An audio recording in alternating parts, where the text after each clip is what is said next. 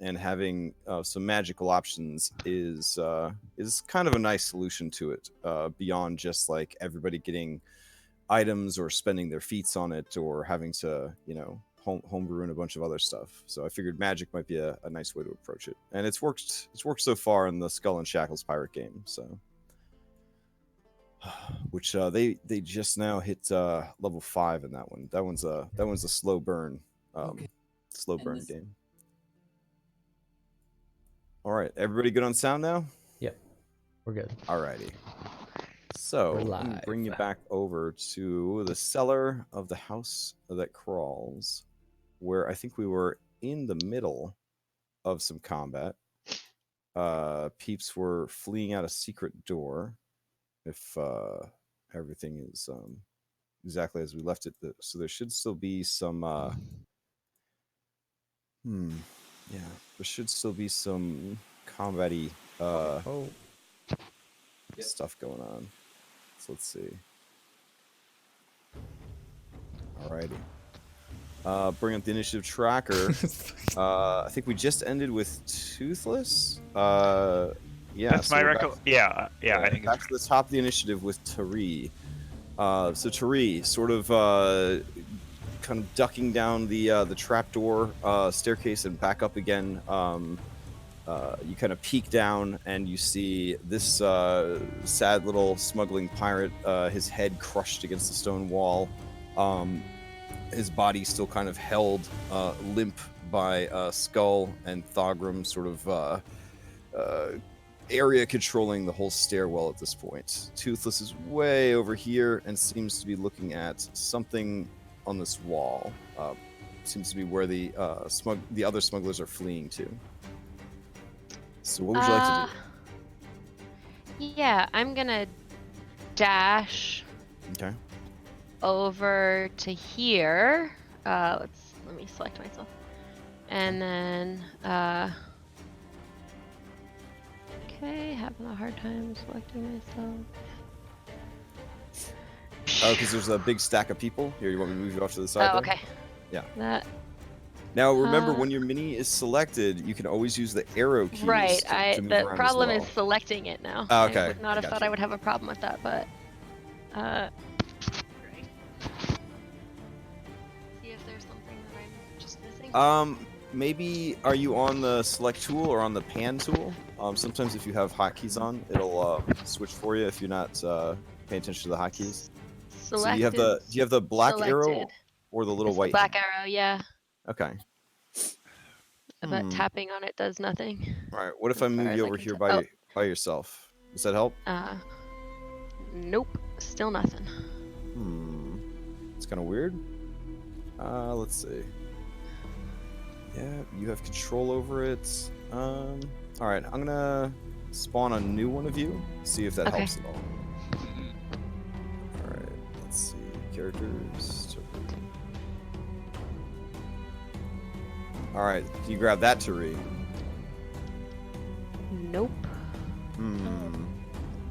All right, a little weird. Do you want to just long click where you want to go, and I can kind of move you there for now? I don't understand.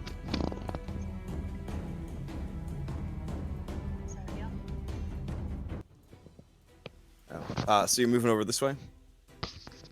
All right, so 1, 2, 3, 4, 5, 6. So yeah, 6. So 30 feet would take you about here. Yeah. Okay. Sorry. All right. I wanted to dash. Okay, use the dash action. To, right here. Okay, so that's far enough for me to. I would go like around the other side of the table. Yeah. Yeah, there you go.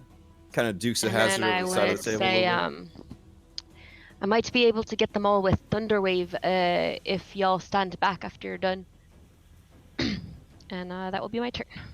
All right, and yeah, the kind of revolving door is right there that they are using to kind of move into the other room. All right, Skull, you're up. I will stand up from prone, so half my movement. Okay. Get that off me. I'll give a side eye to the door for taking my kill, and I'll step over here, saying we need to catch up with them definitely. So standing up half, 1, 2, 3, and then I guess. Did they both went this way, right? Yeah, it seems they have Yes. both fled through a revolving door over here behind this cooking area. Okay.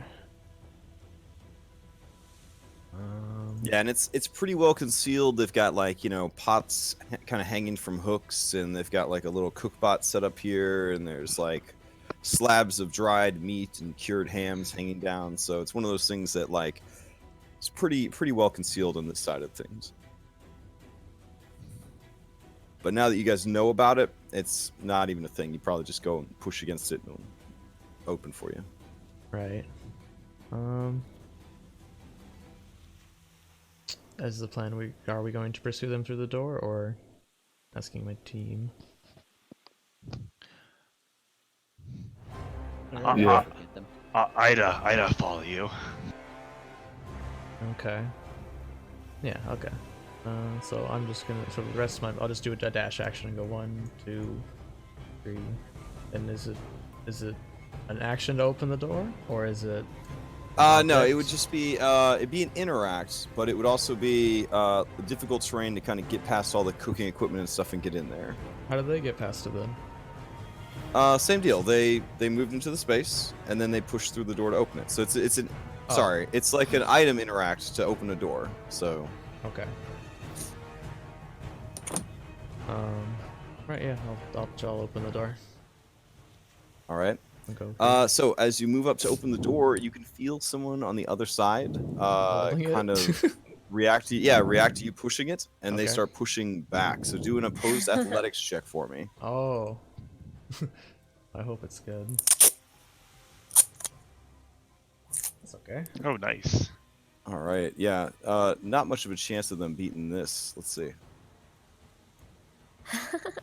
Yeah, so you kind of push the door, and the next thing you know, you are face to face with a pirate, and the door is sort of halfway open. Now, unfortunately, the way the dynamic lighting was built for this, the secret door is so secret that it remains dynamically lit closed. But yeah, he is on the other side of that wall for you, and you guys are kind of face to face. Okay. So the door is open. Mm-hmm. Okay. I still have like one more square, but he would be blocking my way. He's basically right in front of me, right? Let me see if I can move this so that you can see better. I'm actually gonna mess with the dynamic lighting real quick to see if I can get the door to open a little bit.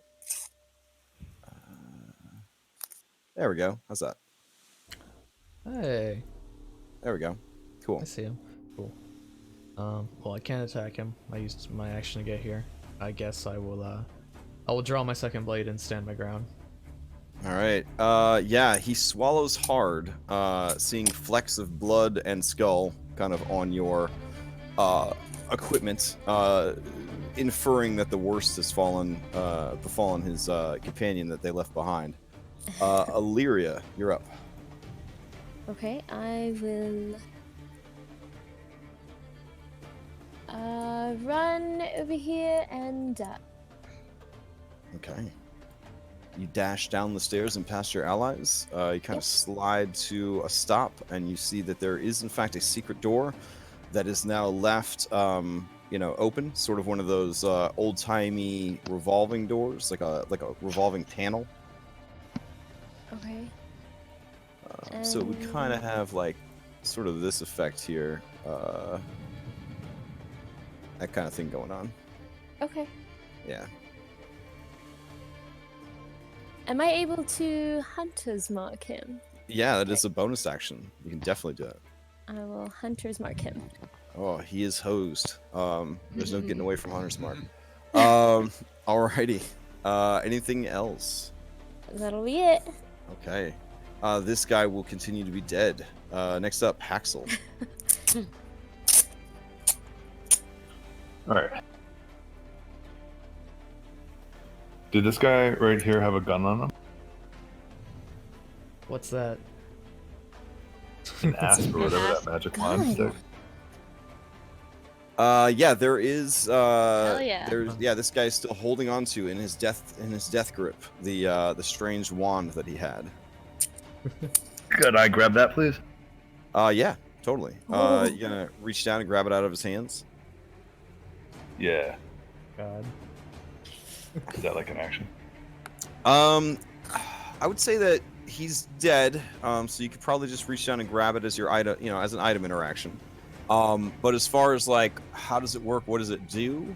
It's going to be one of those things that you could certainly try to puzzle it out. But if you were able to sit down with it for a little bit, maybe like a short rest kind of deal, you'd probably be able to figure it out quite easily. They say firearms are pretty simple.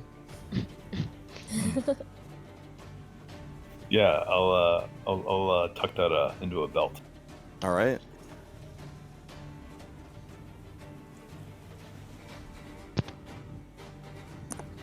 All right, I get to here, and can you ready a bonus action?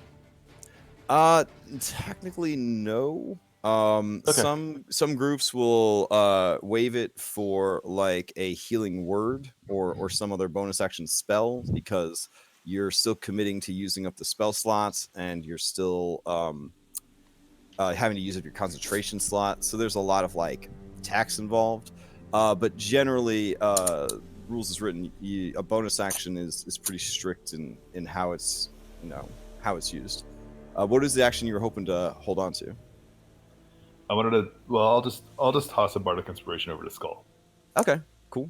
So Skull, you receive bardic inspiration. So you have a D6 that you can use on any D20 roll within the next 10 minutes of game time, even after the dice have already been rolled.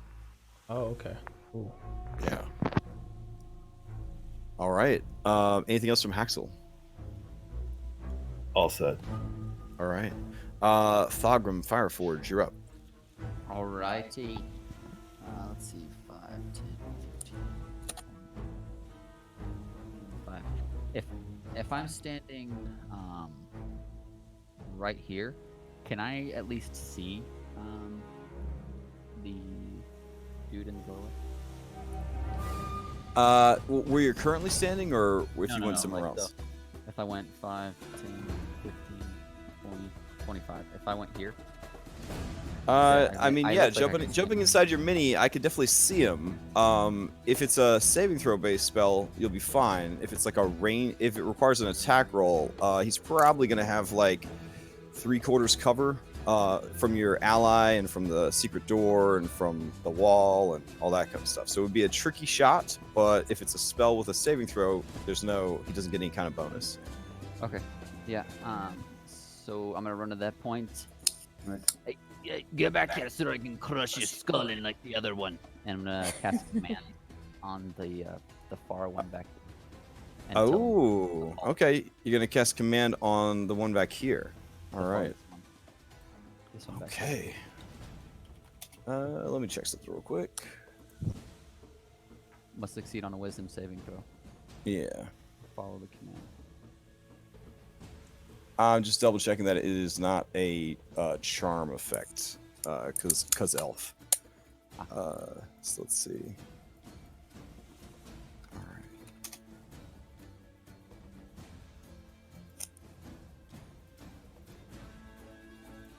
Okay, here we go. Saving throw coming up, wisdom based.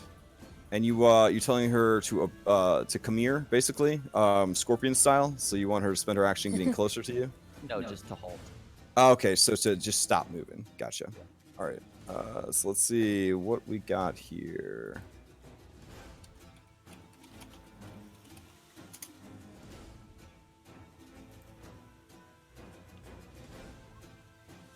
All right. She doesn't gain any sort of bonus against this because command is not a charm spell. So wisdom saving throw. Ooh. Wow. Oh, All right. let's No, she got a roll. 19. So she kind of scoffs at your dwarvish command and tosses her hair a bit and looks back towards the stairs. Well, shit. That's my turn. All right. She looks over at this guy that's like fighting with you over the door, and this big gore-soaked monstrosity on the other side of it. And yeah, she ain't having that. She's going to rush up the stairs and then use a dash action to keep on going. She leaves her ally to die. Wow. Pirates. Yeah. Realizing that fleeing is probably not going to do him any good, and fighting is not going to do him any good, and seeing that he has been abandoned, this guy is going to drop his weapons and cry out, "I surrender! Parlay! Parlay!" That's Elven for you have to talk to me because I surrendered, and if you don't, then you're bloodthirsty murdering skurs that will rot in hell for all eternity. I look back at All my right. party. That's his turn. Toothless, you're up.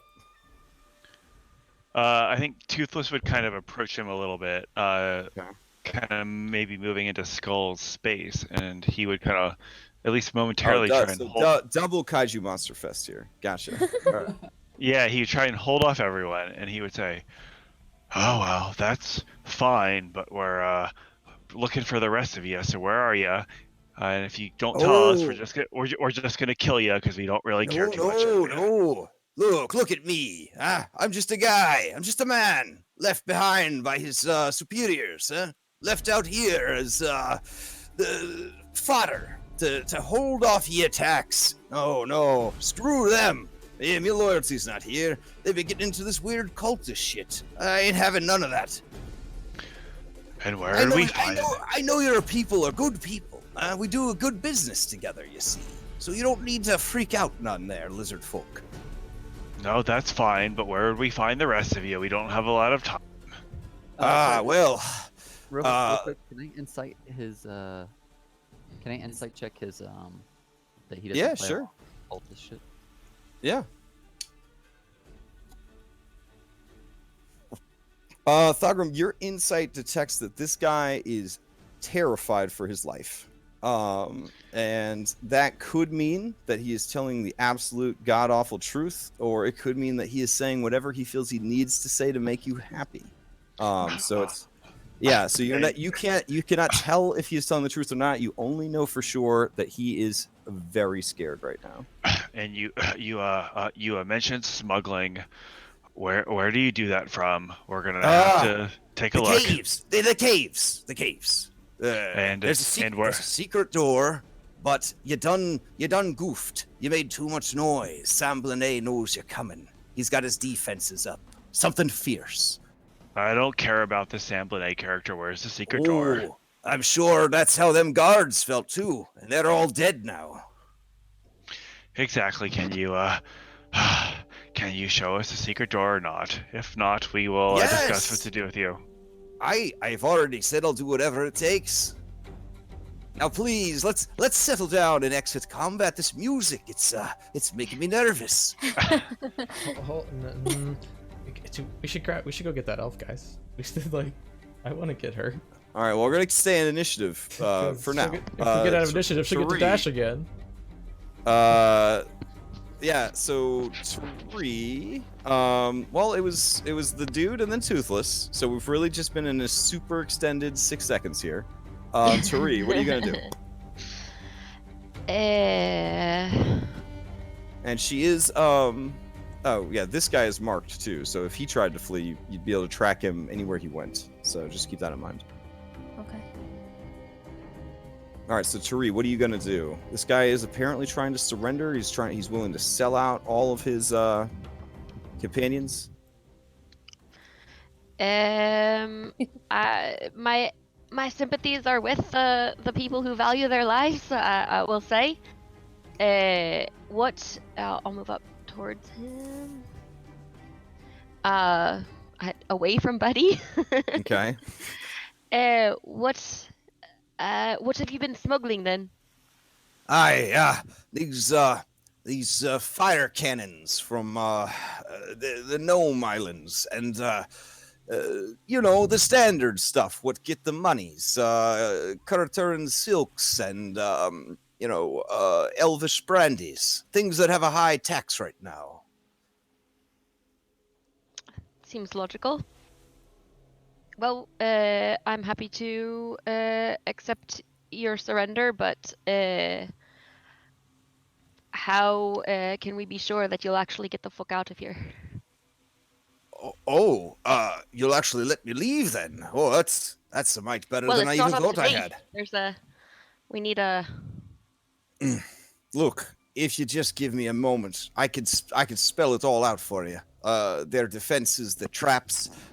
You know that wee girl, the redhead. She Ned. yeah, Ned. Got a soft spot for that one. Oh well, she came back down and she done tattletaled on you. She told us all about you. Samblanet is Yeah. pretty convinced that he could take you all on if he needed to. So what's he got prepared for us then? He looks nervously at Skull, and we're gonna continue in combat until I know for sure you guys are through and through with this. Skull, what are you gonna do? You gonna try to push past him and chase after the girl? Are you gonna stick around? What's the deal? She definitely went up.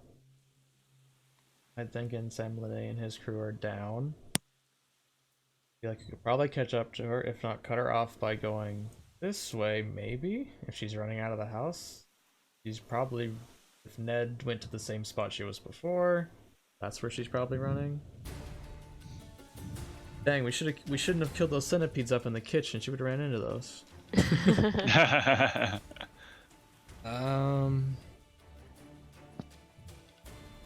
Gosh. What do you guys think? I mean, 6-second combat rounds. We're kind of moving along here. What do you want to do? What's your guts tell you?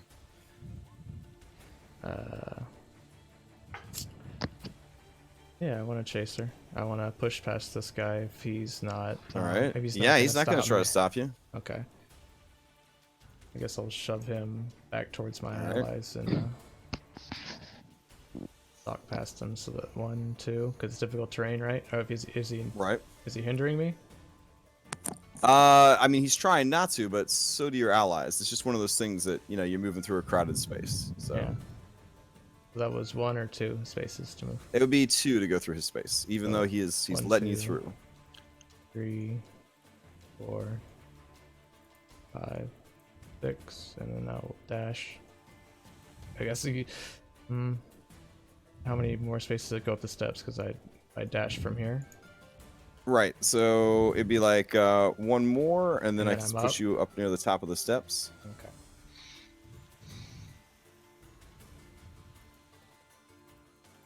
Yeah. So I'll take a dash action. Go up 1 more step, then I'm upstairs, basically. Yeah. Let me drag you over to the other map. So you guys will be split for just a second. Yeah. Great idea. Always works out, as far as I've heard. Yeah, that's one of the first rules of adventuring, right? Split the party. Yeah. That's pretty sure. Immediately. Early and often. Yeah. Alrighty. Let me drag your mini over to your actual player interface over. So let's see. Is that something you can do in Roll20? There we go. I think I grabbed the right person, right? Yeah. Yeah. All right. So So you should be over here. is it daytime? I think you said it was 10 a.m. Like I still can't see anything. 'cause Yeah. of the Remember, the dynamic house lighting. is stone, and there's light outside the house. I believe when we left off this game, let me check the calendar clock. It was 10 a.m. So yeah, it would be nice and well lit up here. Well, Just keep in mind that there's no lights in the house, and then there would be light coming in from the from outside. So Okay. Can I make an athletics check to kind of skip the squares instead of like climb up on the side here? all right, yeah, you want to just Or kind of like a like square? hop and pull yourself up, sort of thing. Yeah. Okay.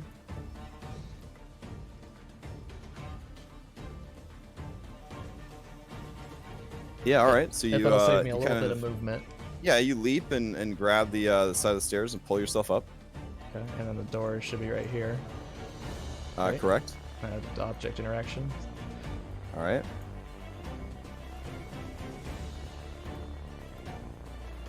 Yeah, all the music's coming in kind of loud tonight. I keep Yeah. having to drag it back down. Sorry about that, guys. Oh, that's No Well. worries. freaking Dragonborn. I can't see anything, so All there's right. no light. There's I mean, no you are windows. seeing like beams of light coming in from the windows and stuff, though, right? Everything's just pitch black on my screen, though. Really? Yeah. Okay. That's why I asked what time of day it was. Maybe there's a little bit of light leaking in, so I can see a little bit. I mean, I'm in your mini. I'm definitely seeing light coming in from here, Let me reload. from this window, right? I'll reload my thing. Maybe that'll Okay. fix it. Sorry. I'll try to add a little bit more sun to the scene.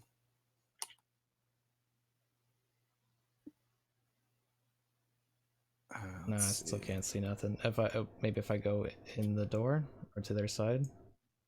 Okay, that's a little better. All right. Door is also locked.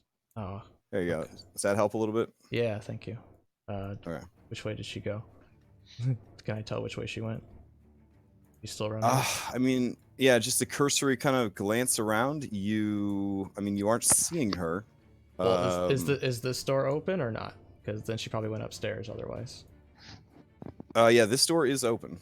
This door is open. It's one on the bottom. Yep. Okay. So this door would also be open. So I still have my object interaction. No, Unless this she- door was closed. Okay.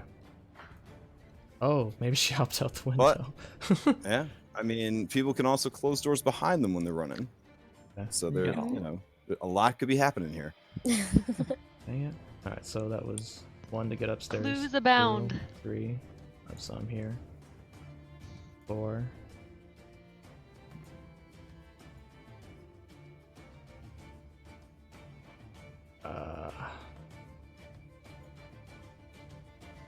Well, I guess I'll just end my turns. I don't know what else to do. I'll just.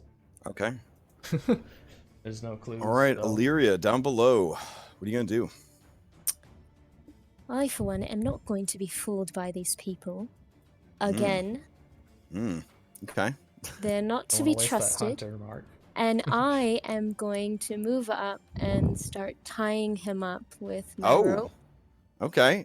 Yeah, he blushes a little bit and he says, small but fierce. Sure, here, let me help you with that. And he kind of presents himself in a more tieable manner. It seems like something he's done before.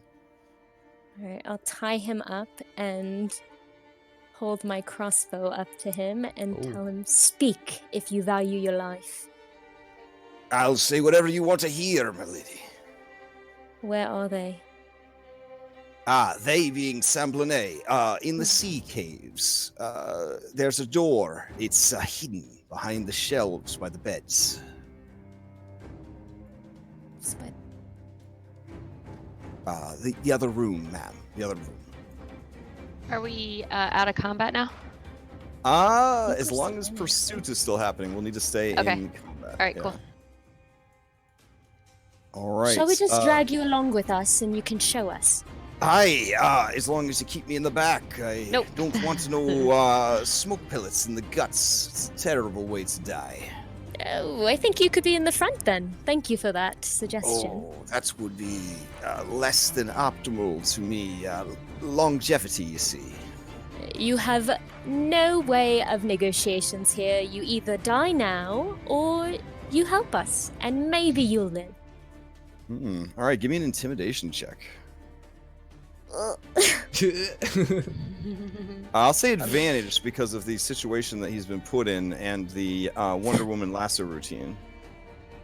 Oof. He kind of gets a smirk on his face and he says, I hear you. I really do. Whatever it takes to get me ass out of here. Shall we, guys?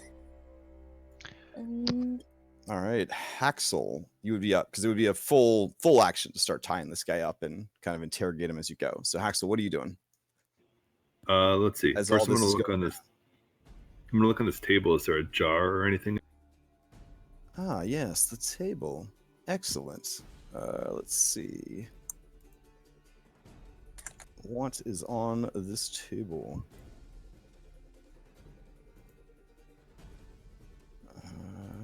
Okay. So, This torchlit chamber was once a large cellar. It has since been converted into living quarters. 10 crude beds stand along the south wall, each. Sorry, that's not the south wall. The west wall, each with a wooden locker at its foot. A long wooden trestle table ringed by rickety stools dominates the center of the room. That would be where you are on the map. Metal cutlery, cups, and dirty plates sit atop the table. Cook stove is installed near the table, and evidence of recently cooked meals sits in pots atop it. More than likely, those have been all knocked to the floor by now by the traffic that has been going through the secret door behind there. As mentioned earlier, a large ham hangs from a loop of twine above the stove, pots and pans, etc. A sturdy set of stairs leads to the trapdoor that you took to get down here, and on the western side of the room are 2 doors. So yeah, that's what you see on the table. A little more than you asked for, but you see the whole damn room. So there you go. The doors in question are over here. All right. I'll just.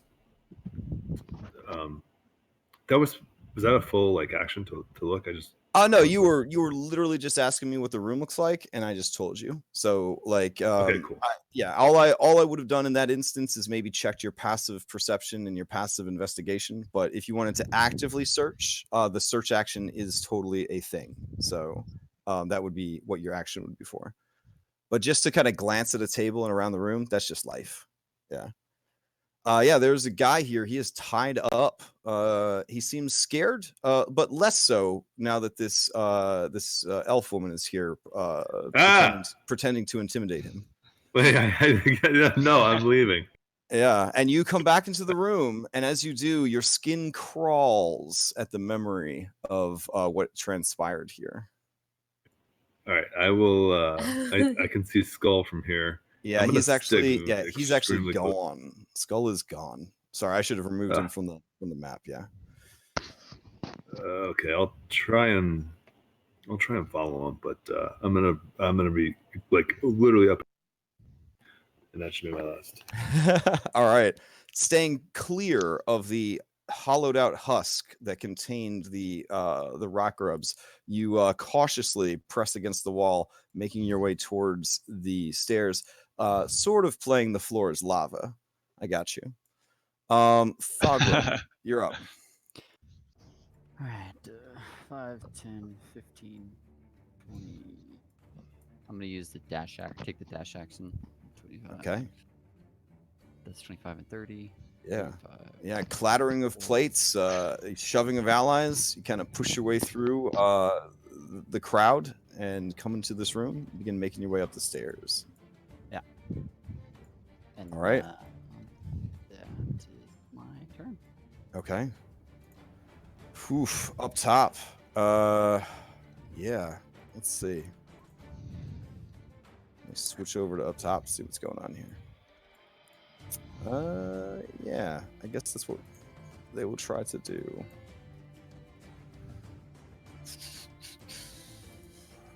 Okay. All right. Rolling some dice here. Oh, wow. Okay.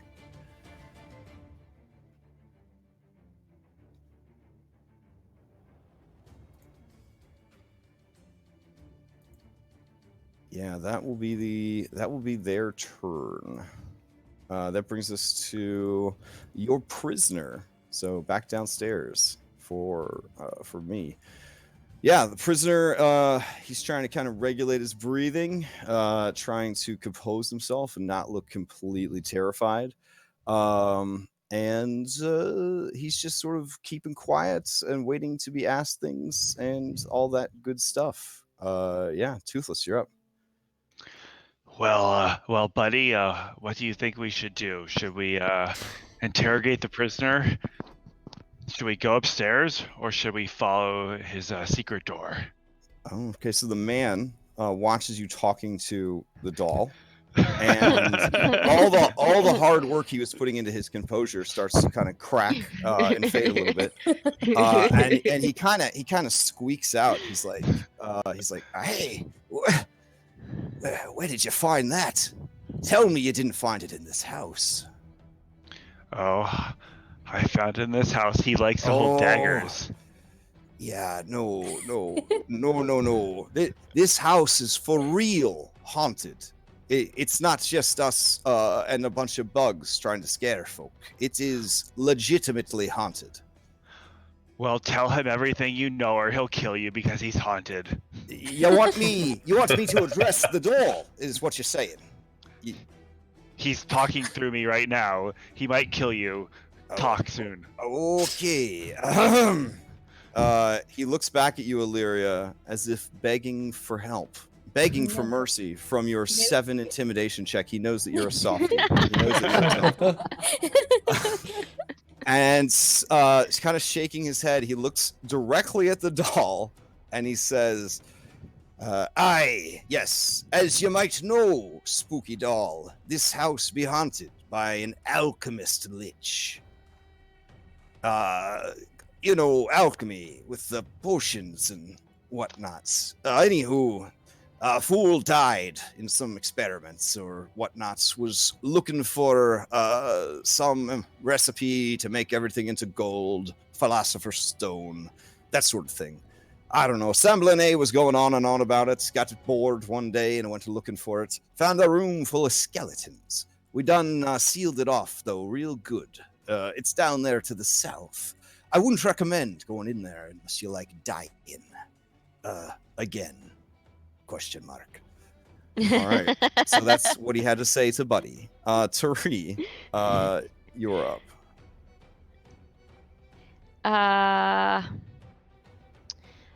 I'm gonna.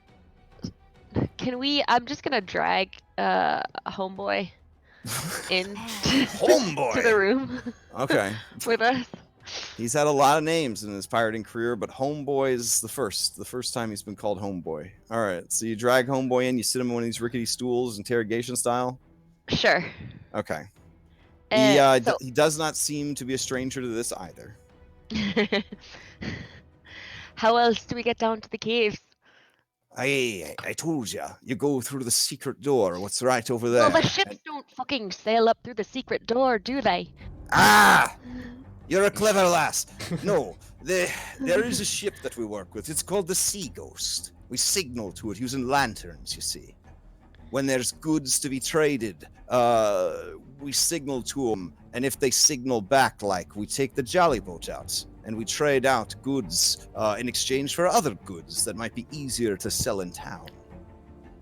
Sure. Sorry, what are those signals? Quickly, I don't and where know do you them meet myself. Samblane, he might have had notes about them in his office. I don't know for sure. I never Wait. got to operate the lantern, you see. I'm pretty low on the managerial ladder. them? Fair. Expected. Where does the jolly boat sail from? There's some sea caves, you see, that I keep telling you about. They go Yeah. right up. They go right up against.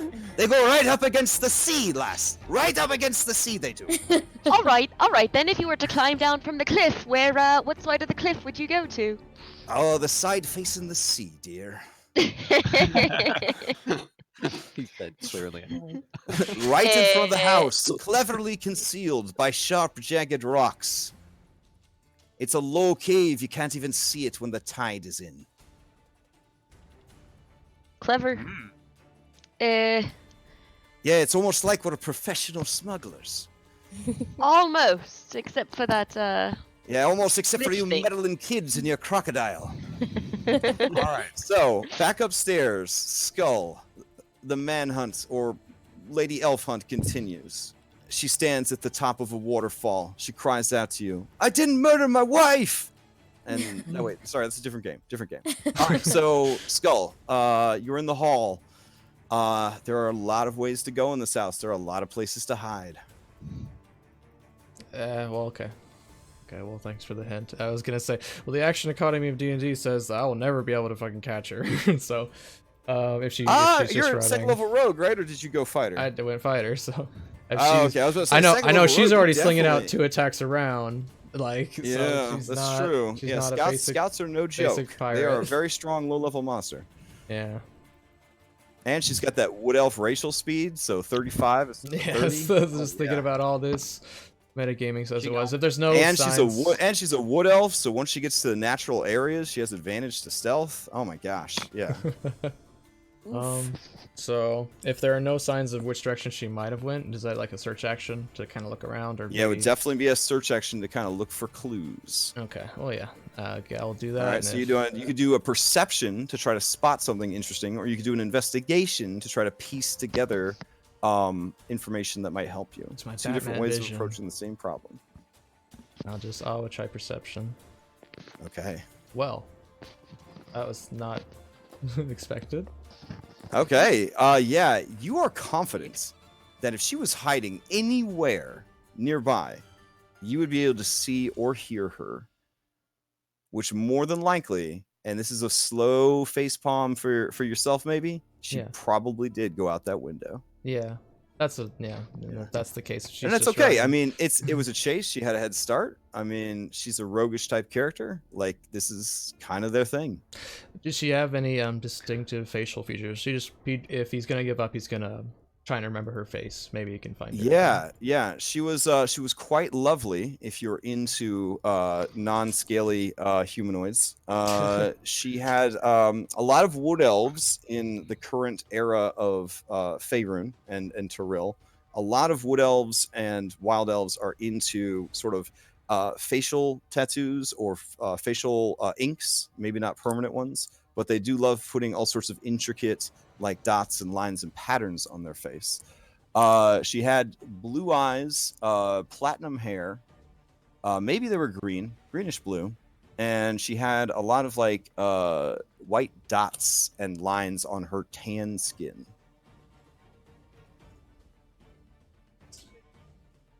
Well, yeah, then I guess that she can still go back downstairs. All right. So hold on, sorry. So are we out of combat? Well, I guess I wouldn't know that. Yeah, if you're gonna return to your allies, I will. Yeah, I'm return coming back you and down, we so I'll just delete exit myself. combat, because I am telling you what, this dude has absolutely no intention of trying to escape from you. At least, you know, that's what I would tell you if I was him and I was trying to escape from you. Yeah. So, Thogrum, Skull returns from upstairs. Well, are we not? We're not going now, huh? Elves sure can run. Well, shit. And you said we're out of combat? Yeah. I'm just gonna walk back up to the pirate fellow. Okay. Does anybody? I'm gonna pull out my hammer. Does anybody need anything else out of this dude? And I'm gonna motion like I'm tapping my hammer up against his skull. Let's Wow. not kill him yet. He might be able to tell us where traps and such are. Yeah, he's trying to not be frightened, but you do see his whole face is scrunching up in fear because he can see the crushed head body of his ally over here, and the blood still soaking Thogrum's hammer. Flecks of it are kind of coming off as Thogrum threatens him with the hammer. He is very convinced that this is a real thing that is going to happen. My dwarf friend here, and Toothless kind of addresses this guy. I think he's going to need a little bit more from you before we save your life. But you'll need to tell us kind of where things are here and what the traps are and what we might encounter. You've given us some information; it's been helpful. But anything else you can tell us will probably help to save your life. I'm gonna rub his skull with the bottom of my hammer. God damn. Okay. Yeah, he swallows hard. There's a single tear kind of forming in his eyes. He's definitely frightened, and with a shakier voice, he says, listen. I've done talk to you. I've done talk to the gorgeous elf. I've done talk to the other gorgeous elf, and I've done talk to the doll. I will gladly continue to talk until the day I die of old age. What do you want to know? What Draw me a else map. is there I could tell you? Well, I'd love to draw you a map, but unless it's with my teeth, I won't be able to do that. Okay. How do you spell Samblanet? That is a fine question. Thanks to the liberal rules of 5th edition, I do in fact know how to read and write. You spell his name Samblanet.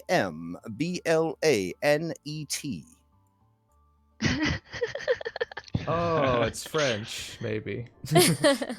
I don't know quite what that means, but sure. Yeah. And well, I don't have any paper, but maybe some of my I friends do. do. I'll hand in my journal. it's- While untying him. I see. He's not gonna go anywhere. This is pretty forward. You're already showing me your diary. You haven't even had time to write about us meeting. But Okay. here, I'll take a look. Or am I supposed to write in this? No, just draw a map of where we're supposed to go, where the traps are, everything that we need to know. Ah, okay. This is pretty smart. So he is going to try his best, admittedly from memory. He's not stupid by any stretch of the imagination. So he will try his best to do this. I'm going to roll an intelligence check for him. All right. So he draws. All right. No, hold on. Can I give him bardic inspiration? Sure. And I will mean, also I will give him guidance as well. Oh, Ooh. I feel noticed and acknowledged. Thank you. Okay. So this is the room we're in. This here is a secret passage, what you've already seen. That here is the trap door. This here is Samblanet's quarters. He's got a real nice one. This right here, that's bad stuff. That's where we have the undead barricaded up. You can see the fine job we did. And you look over, and the door is like smashed like a zombie apocalypse kind of happened. And it is boarded up like Saturday morning cartoon style with just planks and nails. And then they have hung a sign on it that says danger. And he looks over at it. He gives it a nod like, damn, that was some fine work we did. So then he says, now over here in the corner, you slide that there shelf out of the way, this shelf right here, and it will reveal some stairs. You take the stairs down. There's a landing. You take the stairs down again. There'll be some caves. You don't want to go left, or the slimes will get you. So I guess I'll put an X right there. Sure. Let's see. What else? It'll be a cave. It'll loop around. There we go. It'll meet back up with this cave. He's definitely going to have to dig in for that inspiration die. I'm All right. gonna accidentally like hit him with my hammer a little too hard. Okay. All right. He kind of squeals all over the map as you hit him. Oh no. I'm sure you'll be fine. So then let's see. It goes this way. There's a little hidey hole. And then it goes this way. And then there's a cave here. And that's more as like where Samblanet is waiting for you. You might try waiting him out. You might get bored. And then what else? Passage goes this way. It's pretty steep right there, so you want to be a little careful. There's another little room, and it goes around here, and that's where the cove is. There we go. And that's where you could go out to the sea. That's the part of the sea caves, the sea part. And there's a boat there. It's a jolly boat. It's kind of looks like this, like a pecan. And then there's no, that's an almond. Oh, okay. And then there's these oars. Yeah. And then here's a picture of me, old Chipper. And look at how happy I am, because you didn't kill me. Arr. And I love you. See, so you there. And he hands the book back to you. I'll ask him how often do they come check in with you guys, or who goes and checks in with them? Every few days. Every few days. They're operating out of a collection of rocks off the coast known as the Kraken's Teeth. What's the name of the ship? The Sea Ghost. The captain. The Sea Ghost operates out of the Kraken's Teeth. Yes, pretty spooky stuff. Do Hey, you mind? And he starts reaching for like a tankard. No. Would you also like a cigarette? Oh, Wow. I'd love a smoke. Oh, you know, it's my treat. And he kind of reaches into his vest pocket, and pulls out his tobacco pouch, and rolls you a cigarette there, Toothless. He accepts it and would offer him a light. Oh, thank you very much. He kind of leans in, still side-eyeing the hammer that continues to rub against his head. He kind of moves the cigarette to the side of his mouth and takes a sip. So, the captain of the ship, she's a real, what do the dwarves say there, Master Dwarf? A bad bitch. Yeah. So, you have to watch out for her. Spits poison, she does. Green skin, scales. A Yanti. You ken Yanti? Skull will, snake folk. hmm. They usually are from Choltz. I guess she's come to the area along with these other Scarlet Brotherhood nonsenses. I was just, freelancing. And the next thing I know, I'm hooked up with these religious zealots. Oh. Is everybody okay? It got a little surreal. Oh, man. Why are you crying like a baby? I don't understand. Yeah, he's not that scared, but maybe on the inside, like if you had detect thoughts, that's totally what's going on in his mind as he coolly smokes a cigarette and tries not to pee his pants. Skull yeah, asked so about the elf that fled. What's her name was? What's her story? oh, you like what you saw then?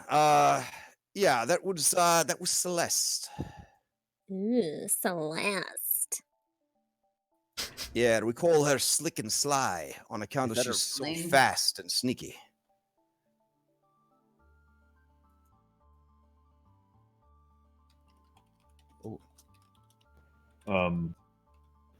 Zraken's like to pull out the magic wand and ask him what this was.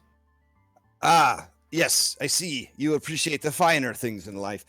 They call that there a pistol, which is I believe the penis of a flower, but it is apparently also a powerful weapon. I don't know how the gnomes decide on the names for things, but I'm gonna go ahead and mute the baby channel for now, and then we'll unmute it when it is not. Okay. Let's see. I think it's that one. There we go. Okay. All right. So yeah, he says it's a firearm. It operates off of basically something called smoke powder. You need little balls of metal, the powder, and some paper. You put it in there with a little stick. You actually could get pretty quick at it, and you just pull the little triggery looking thing there. And boom. So simple, even a child could use it. But for some reason, it still counts as a martial weapon. All right. Where can I get some of these pellets or? Oh, your friend Chipper here happens to have an old ammo pouch, and he just starts taking his belt off, and he hands you his ammo pouch. Yours for my new friend. What was it again? Axel, aye. And he kind of squints his eyes for a second, and he's going to try and see if he's heard of this Haxel. But he apparently has not. So he says, it's a good name. Yeah, the name's Chipper Zaine. Again, sometimes you end up with the wrong people, you make the wrong choices. Proud to say it haven't really done too much nasty business, though. If I'm being honest, them guards what was sent, they're not around no more. Rest in peace. Kalimvor, sort your souls, etc., etc. Where are their bodies? Well, one of them, it was certainly defiled up here. I argued against it on account of this being a haunted house. Seemed like a bad place to be defiling corpses. The other three, I believe, one of them was taken alive, questioned, and then sent out to the sea ghost. The other two, their bodies were chummed to the sharks and crabs, what live near the sea caves. Did you guys keep anything of them? Oh, I'm sure anything of value that they might have had, old Samblanet either gave to Captain Snake Eyes or kept for himself.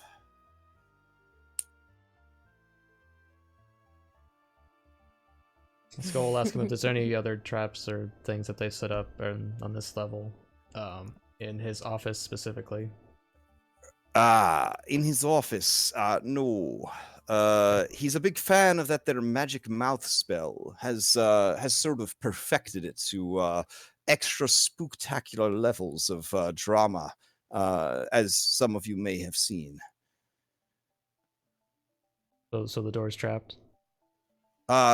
If it is, that would be the only trap I could think that he would have placed upon it. He's a wizrobe, you see, but not, he's no Elminster. What spells have you seen him cast, if at all?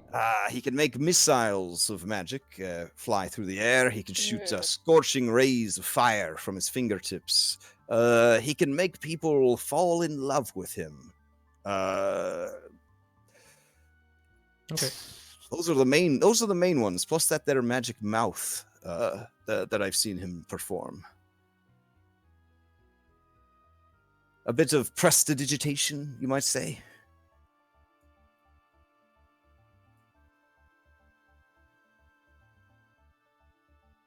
And he can whisper in your ear from across the room. I can... Oh yeah, he muted you. I think. Oh, sorry. Let me unmute. Let's see. Yeah, I had also had to mute. So. There we go. All right. Sorry about that. It was hard to hear. No, I apologize. I think Toothless was trying to look at Buddy and ask him like.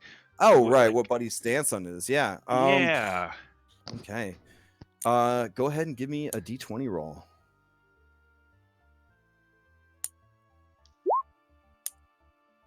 All right. So you kind of hold Buddy up and you ask him like, what Buddy thinks you should do about this prisoner. I think mostly whether we should kind of go down, like I think one of the doors that he had indicated, or whether we should go to the sea caves. Oh, okay. Yeah, so as you wait for Buddy to respond, and all of you wait with bated breath, I guess, to see if Buddy finally comes to life and slashes out Toothless's throat sack. He flops this away. Sorry, which way? Towards the south. There's so many beautiful drawings on the map now, but that away is the. Oh, they're awesome. I love. Oh wait, I'm on the wrong layer. That's why you can't see it. See that arrow that just appeared? That's the direction that Buddy flopped in. Oh, Yeah. Toothless. He's like, oh, okay, and he like starts kind of like slowly walking direction. Okay.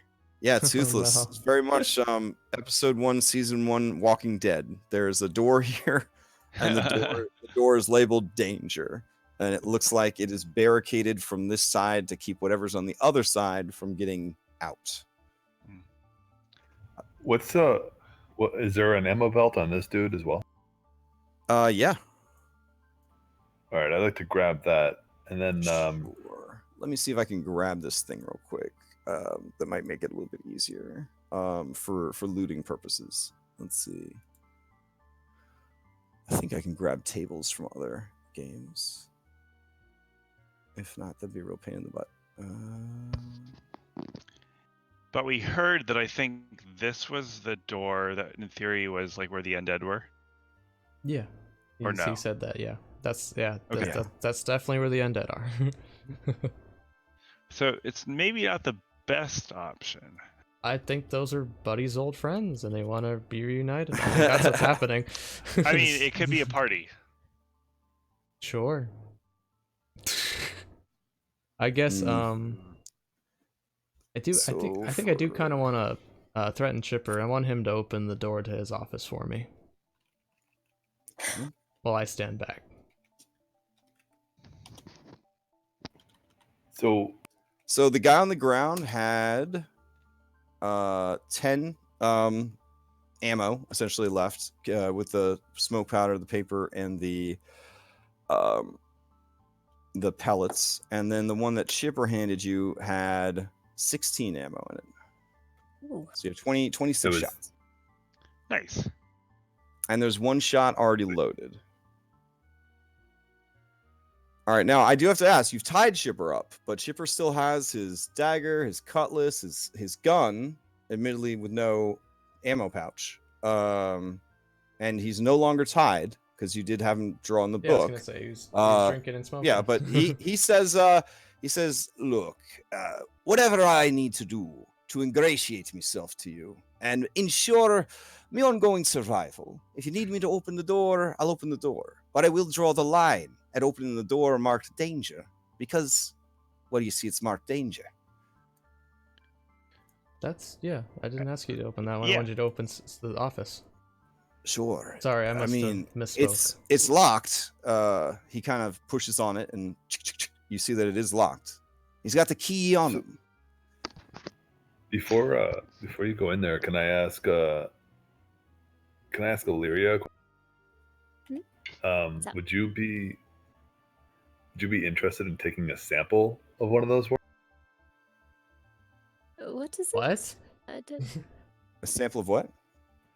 One of those worms in the next room? Oh.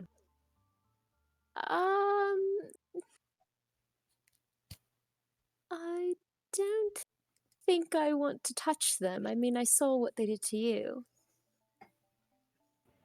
It's true, but they could be useful. In what capacity? For research, of course. Well, maybe I'll think about it. Do you have a jar or something? I personally that's a don't want to terrible touch idea. them. All right, Toothless, you see with your observant feet that Chipper is watching everyone in the room very shrewdly, as someone whose life depends on every decision they make would probably be looking at the room. So he is definitely watching everything that's going on, listening intently, and just sort of making sure that he's not missing anything. That seems pretty reasonable. Can you show us? Can you open up the room? I can't. I don't have the skill with locks that some of my compatriots might have. Okay. And I don't have the key on account of I ain't Samblané. You can search me if you like. No, I believe ya. Should we? I don't know. What do y'all think? Should we try and find the caves? Should we try and find this? Kind of go through. I think there was a secret door that was right about here. Is that right? No, sir. Yes, over here. There you go. As you could see in that glorious map I drew in the lovely elven lady's book. Ah, yes, it's beautiful. Did he sign it?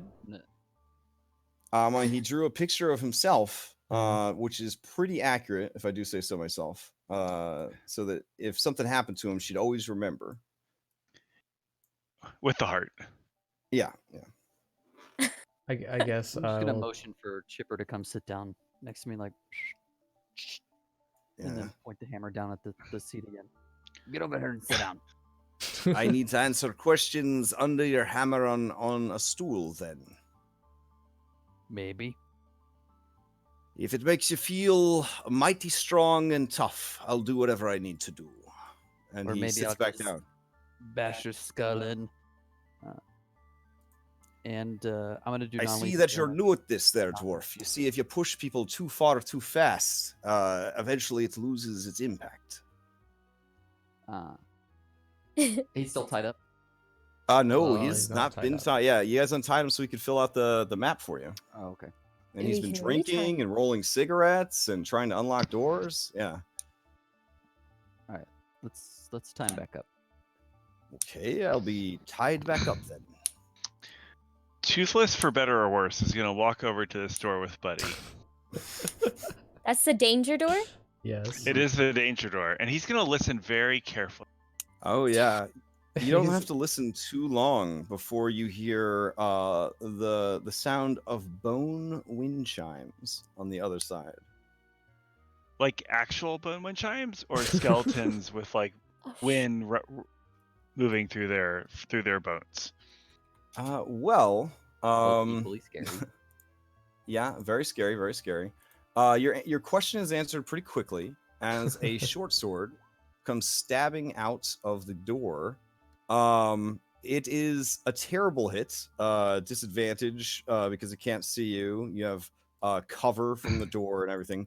But yeah, a blade just kind of out of the thing at you and Buddy, and then quickly goes back in, and you hear more of the rattling of bones on the other side. Buddy, we're gonna have to have a talk later. There, you see, old Chipper told you the truth. It's dangerous. So Chipper's tied up again. And he is tied up again. All right. Well, I'm done with this fella. And I'm just gonna do non-lethal damage and knock him out. Okay. Yeah, you hit him on the back of the head with your hammer. It makes like a coconut sound.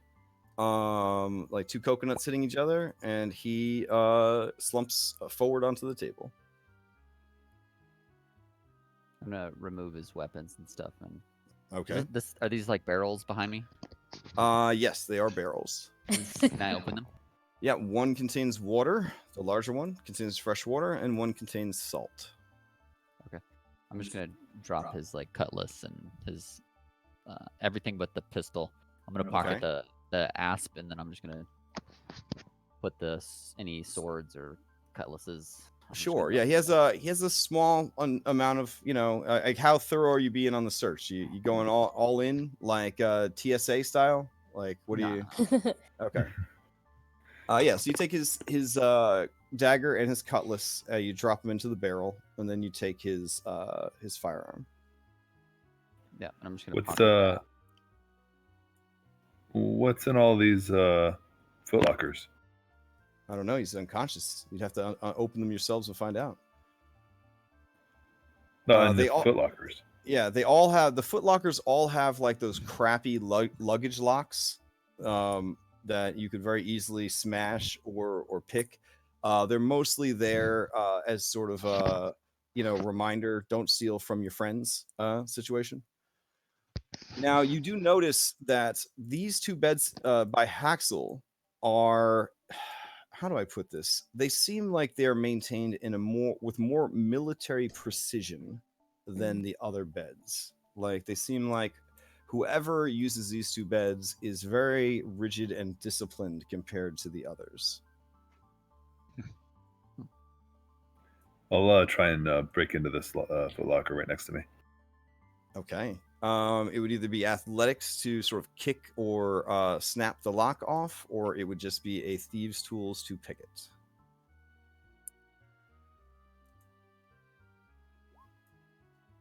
Yeah, you kind of put like maybe a dagger in there and sort of give it a twist and pry, and the lock just snaps. So when you look inside, what do you see? There's some interesting things in there. Mostly just this particular one has armor and weapon polishing and maintaining tools. So like whetstones, blade oil, rags for cleaning a weapon and maintaining an armor. Not like a full set of smith's tools, but definitely enough that somebody definitely is taking the care of their equipment very seriously. There is also a coin purse that has 7 gold and 15 silver pieces.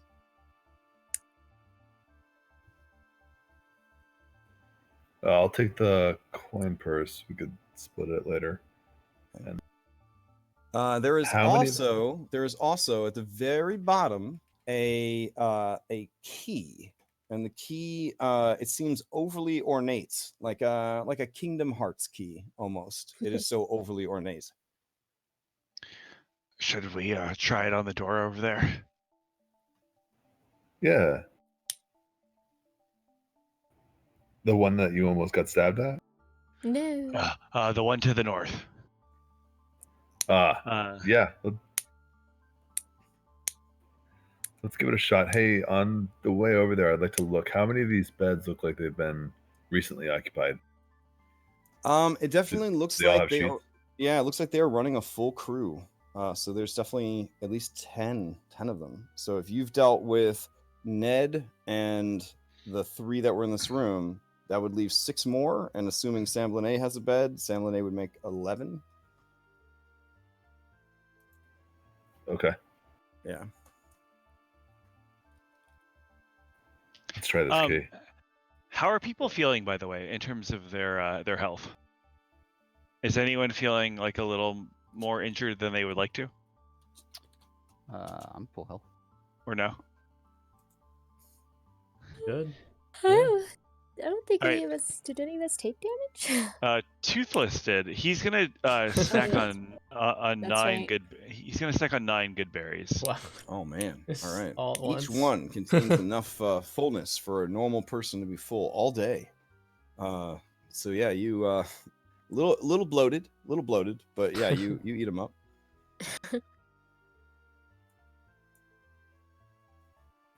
Let's try the- Where was the locked room in here? It's over here next to me. Yeah, it was over here. Oh, the half the room was dark. Yeah. Yeah, they doused most of the torches when the alarms were going off to kind of give them a more of an element of surprise. All the sconces you see on the wall can be relit if you would like. So anywhere on the map that you see a torch, those torches can be lit, but they're currently not lit. I think the only one that's lit in the room is this guy by the stairs, because they wanted you to be illuminated when you came down, and maybe I think this one over here. Yeah, the other ones are all out right now. I'll relate this one. This one right here. Okay. Yeah, thank you. All right, Haxel, you try the key. It actually, despite its strange shape, size, and appearance, goes right into the lock, which you honestly eyeballing it did not think it would do. But when you turn it, nothing happens. So it fits, but it's not the right one. Apparently, world of magic. Well, All right. should we go find these people in the caves? Let's just check this other military-looking one. Let's see if there's anything different in it from the previous one. I'm gonna try and athletic. Okay. Yeah, go give me an athletics check to bust that lock. Yeah, actually a 12 is just enough. That is how bad these airport luggage locks are. So you kind of pry that one up. It's a little bit more effort to get it, but you hear like a snap as the metal gives way. You open up the chest, and it contains similar things to the previous chest. That is to say, basically a change of clothes, and then a coin purse that, through lazy writing, also contains 7 gold and 15 silver pieces. And something interesting in this one is that there is a book, and the book contains, pressed between the different pages, dried flowers and leaves that seem to all kind of come from different places. What's the name of the book? There is no name. It is one of those little blank books that you might stumble upon at a bookshop.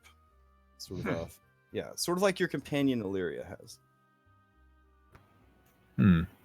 I'll give it to Illyria if she's interested. Thank you. It's actually quite fascinating. I kind of feel bad taking it. I might as well. I'm gonna try and pick the lock with thieves' tools. I might as well try before I go down, if that's the plan. Sure. And I just tossed in the chat some of the stuff that you found. Here, I'll add the 14 GP and 30 silver pieces. Yeah. Depending on how you guys want to handle treasure, the treasure channel in Discord might be enough. If you decide that you need to get a little bit more organized, I can share with you the template that I use when I'm a player to track party inventory and money and all that stuff. Just let me know if anybody wants to take on that, because there's nothing more fun than being a fantasy accountant. Yeah. Yeah, it's a thankless job for sure. All right. So Skull, you pull out them picks. You kind of take a look at the door. It looks like the door has actually, done some effort to restore it a little bit. So apparently Sam Lene does like to take care of his own stuff, even if the rest of the house is pretty garbage. So yeah, go ahead and give me a thieves tools check. This will go off of dexterity. I'm just gonna plug my ears when he goes to. Yeah, everyone should stay at least 30 feet back. Yeah, fair enough. Maybe I wouldn't be. Toothless will actually move up and cast guidance. I was gonna ask. I didn't know how a nice way to ask for that. I was thinking, how is he gonna ask? Yeah, but I'll take. Okay, one. Nice. And then he moves away. Yeah, move away. I don't know You feel what the like range on whatever that fear advice effect that was. Toothless gave you with his reassuring, scaly grip on your shoulder has increased your odds of success by roughly 5%. I'm gonna run over there real quick, and then I'm gonna be like, no. See, you need Gon's help when you do something like this. Okay. I don't think guidance stacks. It doesn't stack, but the superior effect will take place. Ooh. So I guess Hey! 10%. Let's I guess go. we're measuring cantrips right now. Measuring gods. All right. Well, nice. It's a holy war. All right, let's go. Yeah. So Skull, you actually almost had the lock picked, but between Toothless and the servant of Gond trying to give you guidance, yeah. You actually kind of like bend one of the ends of your tool, and you just hear all the tumblers just reset. And you look over, and Toothless and Toothless and Thogrim are both kind of jogging away in case like a trap goes off, since they have already administered their help to you. Yeah. So, did you get it? Has it been 10 minutes? Do you still have the Bardic? Oh. Yeah, you still have Bardic, right? Oh, So yeah, you man. If I don't use it now, I will forget about it like I just did. Well, you're definitely at the tail 2. end of it if you still have it. So A 2. okay, so that's so a 2 plus a 2 plus that's a 11. 11. Yeah. Yeah. That's okay. Your buddies at the guild probably would tease you just a little bit about this attempt. Yeah. Okay. All right. So. All right. Does the door have any distinctive facial features to remember? Okay. No. It appears to be a very old, reinforced, sort of oak, maybe birch oak door. With iron reinforced bands and strong hinges. The lock is built into the door. Yeah, so it is what we call in the dungeon industry a good door. It's a good door. Come here. Let me see that lockpick real quick. Let me see it. Oh. You bend it a little bit, and I'm gonna cast Mending on it and just. Aww. That's so nice. That's so nice. Yeah.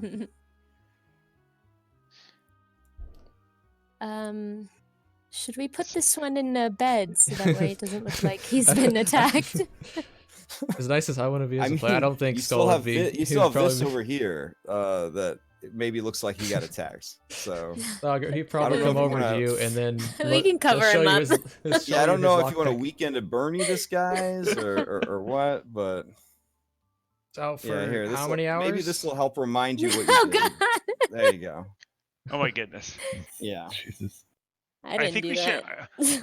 I think we should quickly move downstairs. In some form or another. Yeah. Go.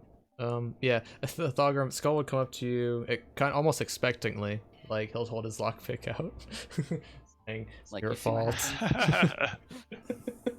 Sorry, mate. Cool. All right. All right. So bookcase. I tear it off the wall. All right. Or Yeah, I'll go ahead and move give me an it. athletics check.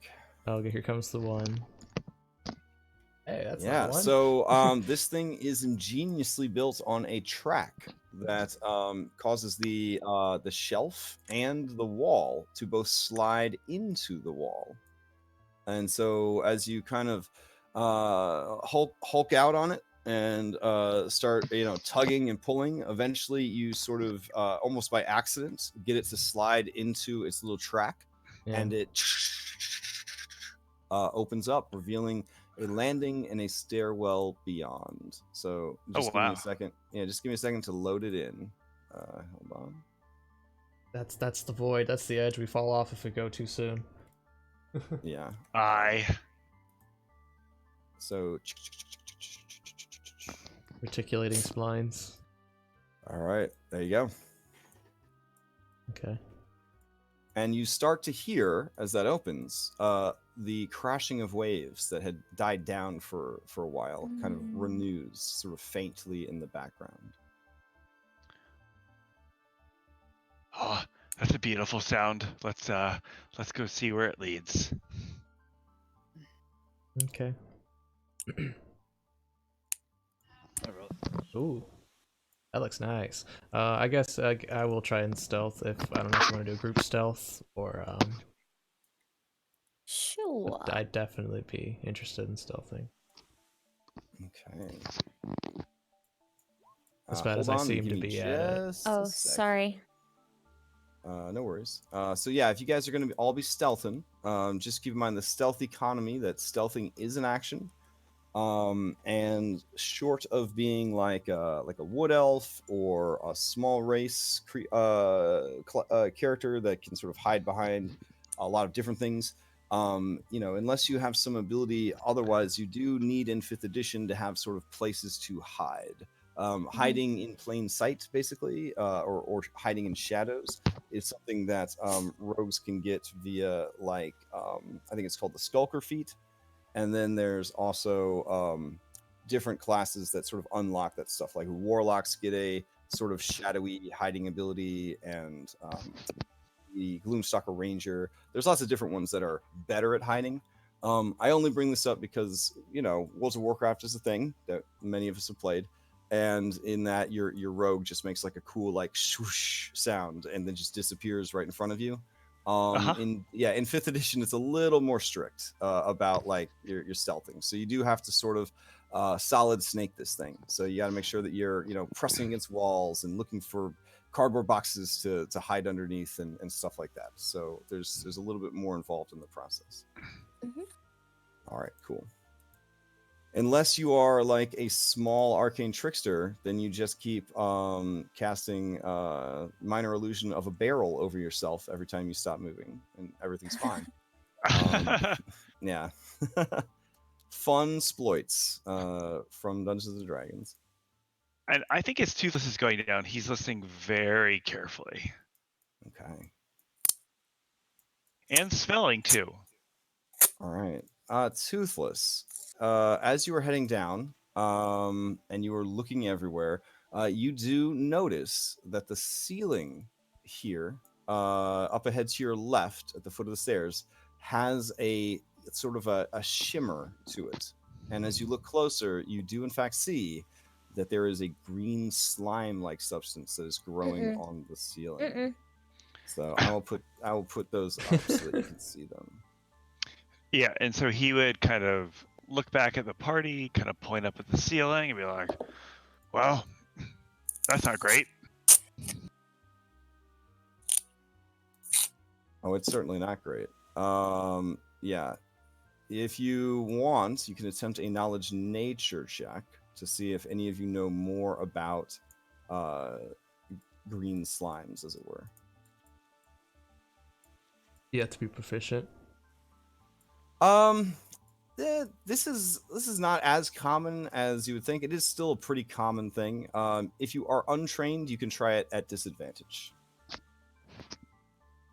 I'm not gonna roll again. All right. How does Getting all the Jack of all bad trades work with that? Oh, as a bard with Jack of all trades, you are trained in every skill and tool in the game. So when I ask if you are trained in a skill, you are trained in the skill. Every single one. Every tool. Sweet. Yep. Wait, every tool too? I believe, doesn't Jack of all trades give you bonus to all skill checks? And aren't tools a skill check? I was pretty sure. It also, oh, don't forget, I think Roll20 does this for you anyways. Jack of all trades also adds to your initiative rolls. Because initiative is a skill check. It is a dexterity check. That's pretty cool. Yeah. Any ability check, yeah. Yep. So tools and skills and also your initiative. And I believe it should be adding that in for you automatically. So I played the game for a heck of a long time before I realized that it also added to your to your initiative. So I was pleasantly surprised when I found that out.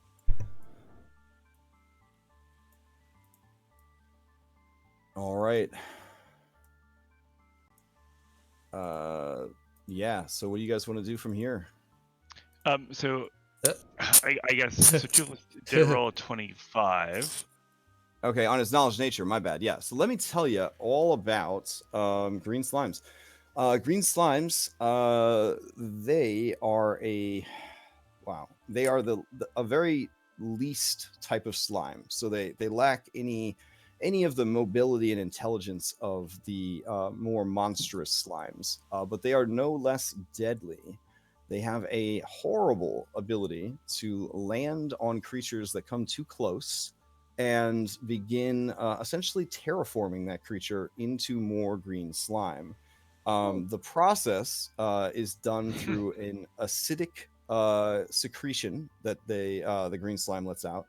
So if you're immune to acid, then you are immune to green slime. So that's nice to know. But yeah, once it gets on you, it will continue to do damage to you to the tune of 1d10 acid damage per round. If it drops you to 0, your entire body turns into a green slime colony, and you just start growing on the wall and ceiling where you died. So green slime is no joke. This dungeon is no joke. Between the rock rubs and the green slime, they're getting pretty bored over there at Wizards of the Coast, or pretty murder happy. I'm not sure. Or it could be that this is the first edition adventure, and they wanted to honor the olden days when you made like 7 characters in one campaign because it was so deadly. I'm not sure. But yeah, green slime is no joke. I have seen many people die to green slime. So it was good that you were observant enough to notice it, and also good that you were able to identify it. How do you deal with it? Fire. A single point of fire damage can remove the infection from a person, and it can also light a patch on fire. So you can destroy a 5-foot by 5-foot section by dealing fire damage to it. Toothless would like kind of convene like a little team huddle and be like, this is no joke, as I've been told. We don't want Haxel dying again. So maybe some fire would be useful, but be very careful. Let's try and avoid it. Crash, is it the sort of thing, because it is acidic, if I attacked it with a weapon per se, if that weapon is like especially designed, wouldn't it? Would that hurt my weapons? It's very gross. If you get close enough to it, it will try to squirt itself at you. No, I'm talking if I attacked it with a weapon, would that weapon be damaged? I believe it only affects organic matter. Okay. So yeah, I think in that case you would be all right. Now keep in mind that it moves at an imperceptible speed. So when you watch those nature documentaries and you see the plants actually moving with the sped up camera, like that's the speed that this stuff would move at. So it is alive. It has a sort of sentience to it, and just kind of keep that in mind. So gathering this is a very dangerous endeavor if you were interested in maybe taking samples with you. Oh no, I was Can we straight throw a back. torch at it? Oh, absolutely. Yeah. Well, it's You on the could, ceiling. you definitely. The ceiling, by the way, this is probably some pertinent information. The ceiling's only about 8 feet high. So Okay. most of you could probably just reach up with a torch and set it ablaze. The tricky part is getting close enough to do that. So you would probably want to try to throw it from a distance. Because again, if it feels that you are close enough to attempt, it will try to squirt some of itself at you. That's how it reproduces. Nice. Yeah. So it's more or less detached to the ceiling? Is that? Yes, it is growing on the ceiling. Oh, okay, it's like a fungus. Okay. Then yeah, we Yeah. can probably just Terrifying. walk around it like the Chipper told us. Yeah, Yeah. you get the impression that the pirates just take the other route, and they sort of, this is for people who don't know which way to take, sort of thing. You're in an office building, and that one elevator gets stuck all the time, so everybody that works there doesn't use that elevator. It's one of those situations, like, yeah. Okay, well we can probably that stealth Yeah, we're talking about. I'm and- gonna there you walk go. by it. If you have torches, just select your Oh. miniature and then click on light source button and switch over to torches so you can see a little bit better. And yeah, like you kind of realize, Toothless, that they have it lit almost as if to make it a more inviting path to take, because you have this dark shadowy path over here, and then they have this nice lit path, and then you walk underneath it and bam, you got green slimes on you. Looks like we left Buddy behind. Oh, you did. I gave you the ability to move Buddy around, Toothless. Did you mean to leave him back there? Because if this was the class with the flour sack baby, this would definitely be demerits for leaving him behind. Are these torches on the walls in this room, or are they like sconces? Yeah, these are also anywhere that you see a torch is a sconce. So they've just kind of got them like riveted or pounded into the stone walls here. Got it. I think Toothless would continue along with Buddy, and he would be like, Oh, "Well, sorry about that. I don't think the It's, torch thing is working. I tried a torch on a lamp. Can somebody let Tari know that she is not muted, at least not on my end, because she just messaged me. Oh, Yeah, I see her you thing going on. talking, Yeah, but I can't hear you. I can't hear you. I can't hear. Okay. No. Turning her volume way up. Still not hearing anything. Mm-mm. Okay. We're at about the halfway mark, and we're kind of about to get into some business. So this might not be a bad time to maybe take like a 5-minute break, and which would allow them to work on the microphone situation and everybody get a drink and all that good stuff. So let's take just a quick 5 minutes, and then we will continue here in these sea caves. Sound good to everybody? that sounds great." Yeah. Okay, cool. All right. Yeah. Catch you guys in 5. Cool.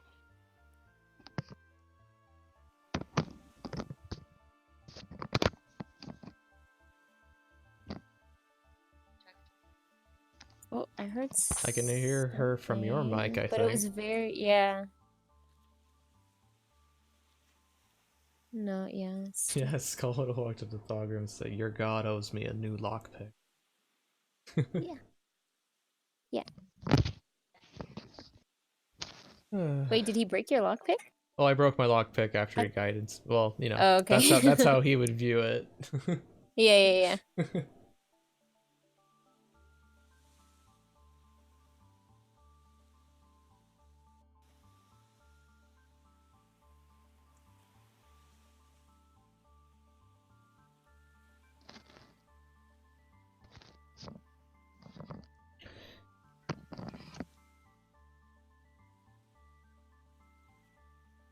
Remember the first rule of combat. What's that? Wizard dies first. I was just thinking like how we're all gonna die, Johnny style, or Dan style. Dan didn't die. What? No, like because he killed everything with magic missile, so we're just gonna die Well, we got more health now. from magic missile. Well, roll good. Go before him. Shoot him. He's done. Get a crit like you usually do. I assume your concentration on Hunter's Mark I think lasts an hour, so you still have it, so you can put it on him before you attack. Like, and which you could. Oh no, that's Hex. Never mind. I'm thinking of Hex because Hex gives them disadvantage on a check. You could give them strength, and I have easier time grappling things, but that's Hex and not Hunter's Mark. You do get bonus damage though. Pretty sure it lasts an hour. I'm gonna double check. 1 hour. You want to definitely use that. Unless you're worried about him waking up. I'm sure you're pretty sure he's out for a couple hours at least. Yeah, I think he's good. I think we should worry about him. Hopefully, I don't know. Lasts an hour, yeah, as long as you're concentrating on it.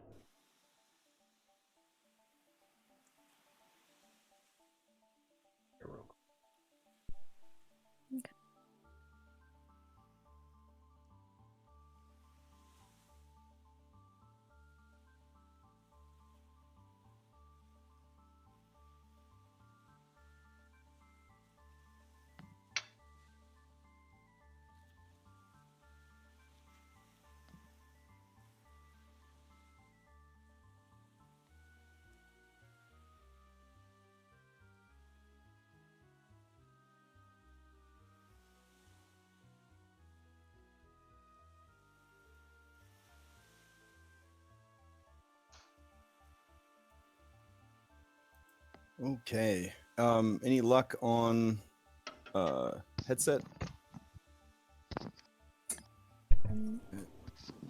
Actually, it looks like we're Think down a person. Okay, they might be trying to restart her stuff. Who are we down? My it looks like we're missing Tari in voice.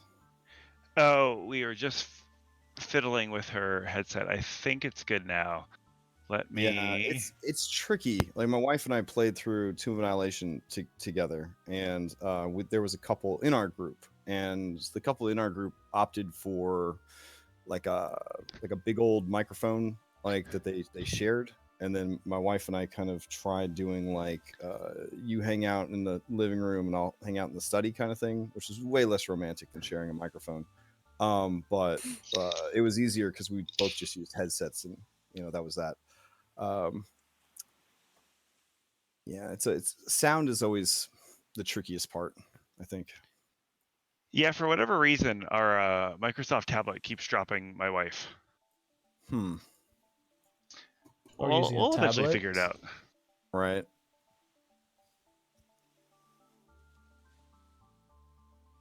Anyway, yeah. I You have thaumaturgy? think we're good. Yes. Okay. So let me just confirm that we've got everybody back, and then we could go ahead and get started on this. I'll turn down the slightly, exploration-y type music and maybe put on something else, though probably going to see some combat pretty quick. We'll see how the dice rolls go.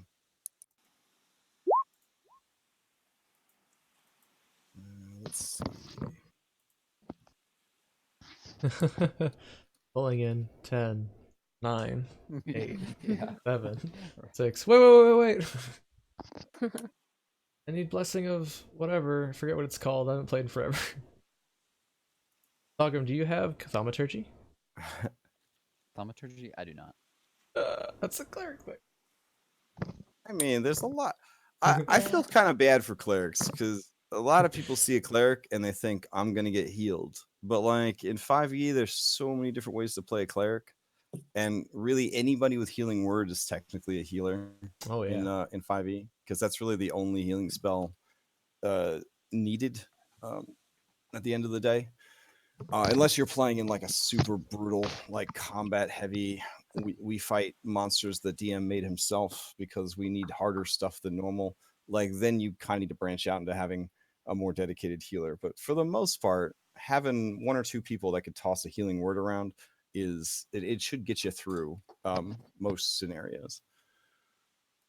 Yeah, as far as like action economy goes and stuff, like Oh, it's an amazing spell. Like there's certain spells, there's certain spells that are just so choice. Like spiritual weapon is another one that is just doesn't require concentration, goes off of your bonus action. If you really don't ever want to die, just take healing spirit. It's just stupid. It's just stupid broken. Just stupid broken spell. It's so good. Yeah. So for me, I'm here to see you guys explore the story and see how the story plays out through your actions. So like if there's some DMs that are like, healing spirit, I'd never allow it. It's too powerful. But I mean, it is what it is. Like, if you guys take it and use it, then you take it and use it.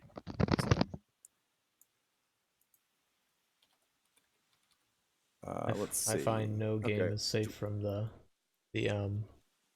a power creep, as it were, if you're familiar. Oh yeah. Well, the more published content you make, the harder it's going to be to keep everything balanced. So, because you design things, yeah, and the bigger your player base and all that jazz, it really just comes down to if everyone in the group is enjoying themselves, then it should be fine. But you have to constantly communicate that with each other, like. Yeah. Anyways, I think everybody's back. Break ran a little bit longer than normal. Let's get back into this thing. So you're down in these drippy, slimy caves. The sound of crashing waves can be heard off in the distance. That sounds lovely. Yeah. Let's go find the sea. Alrighty. Hold on, we should group up. Go. Oh, sorry. This way. We're kind of over this here. Way. Ish. We're down here now. Wait, you went by the slime? Toothless. You guys No. already passed the. Yeah, we stuff? walked by the slime. Or we were stealthing Toothless, past the slime. as you see him, he sees you, and I think just like that. Don't know why I looked for ambient sound. Let's just go right into initiative. Details. Yeah.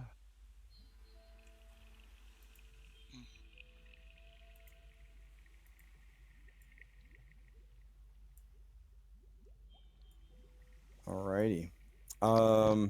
Well, we found some people. Has anybody ever rolled initiative?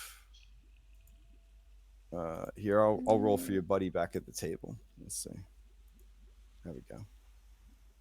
And we'll roll Chipper? for buddy who got left Uh, behind. There we go. Oh no, he's always in my little arm crook. Yeah, I made it so you could move the minis so that you could always keep him with you. Sorry. So Yeah, fully immersive experience. No, it's my fault. It's my fault. That's why I was making the flour sack baby comments, because that would definitely be points off on the flour sack baby if you left him behind. No, I take full responsibility for leaving Buddy behind.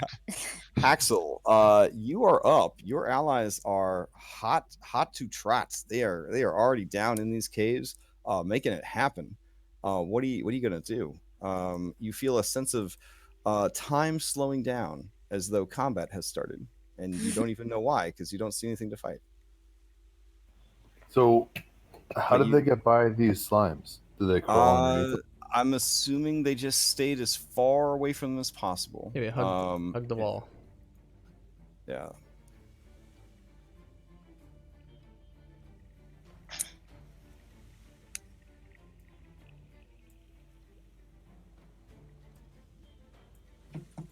All right. Yeah, you keep a close eye on that slime as you kind of press your back to the stone and move past it, and you swear you see it kind of just quiver a little bit, but nothing is sprayed at you. All right.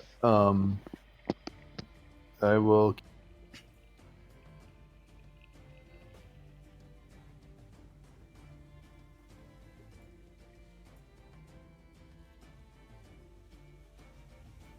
I guess I'll go there. I'll be done. Okay.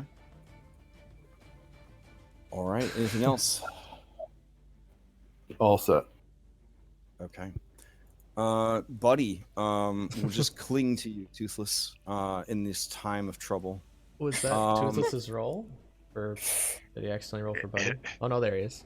No, Buddy gets his own initiative now. Gosh. Oh my gosh. Yeah. It feels like the longer he's with you, the more lifelike he becomes. Oh, no. Thogrum, Skull you're hasn't up. taken any notice of that at Yeah. all. He's just ignored One it. of us. So 5, 10, 15, 20, 25. Well, hello. All right, the guy kind of snarls at you a bit as you come around the corner. He has a pistol in one hand and a cutlass in the other. Mate, good to meet you. I have a friend I'd like you to talk to. Oof. Oof. Yeah, that is a hit. Oh, I rolled it over in the other. Oof. Yeah. So an 11 points of damage. You just kind of cave this dude's forehead in. Hello. Oh my Wow. gosh. Wow. Hey there, sunshine. Honestly, I don't Here's think I've seen Thogrum. this dwarf do less than 10 damage with an attack, the whole campaign. So I wanna I mean, it's look only at the other been guy. 4 games, but it's pretty impressive. When you consider the rolls that my AM group had today, oh my gosh, it's like, oh, I'll tell you about it afterwards if anybody wants to linger and hear their tale of woe. It was crazy. All right, Thogrum, anything else? gonna You look at murdering monster. The other guy and be like, we're gonna come have a conversation with you next. All right, the guy's eyes kind of bug out, and he kind of his weapons kind of shake in his hands. He also has the whole cutlass gun combo going on, trying to look all pirate. Illyria, you're up. Okay, I'll squish myself up against the wall and Alright. try and get past these things. Oof, okay. 20, 25, And let me add 3 to the initiative. real quick. 30. I will stay here. You 'cause could I could don't dash. say- Oh, Therese on the initiative. There you she still is. have a Yeah, Hunter's I'll Mark dash. too. You could Hunter's Mark him. I just don't see any. I don't see anyone. Oh, okay. Like, see Okay. anything. All right. I'll move my hunter's mark to this guy. Okay. Well, all right. So you lose track in your mind of where your prisoner is, but you got a pretty good idea he's still at the table. And now you are firmly focusing your instincts, your hunting prowess on this target. All right. And it is his turn. Yeah, seeing that big old red arrow kind of appear and like point at him for a second, and seeing his friend's head caved in by a single strike of the warhammer, hearing that there's all these people coming, and having heard about you from Ned, this guy does what I think anybody would do in this situation. He runs away. Oh. Yeah. Well, you know where he is at all times. Well, yeah. as long as he's on the same All plane right, of and he existence. starts yelling. Oh no. Arr! They're coming! They're coming! And he is going to take a dash action as he tries to get the hell out of there. Yeah. You one-shot people, they get scared. They get scared. Toothless, you're up.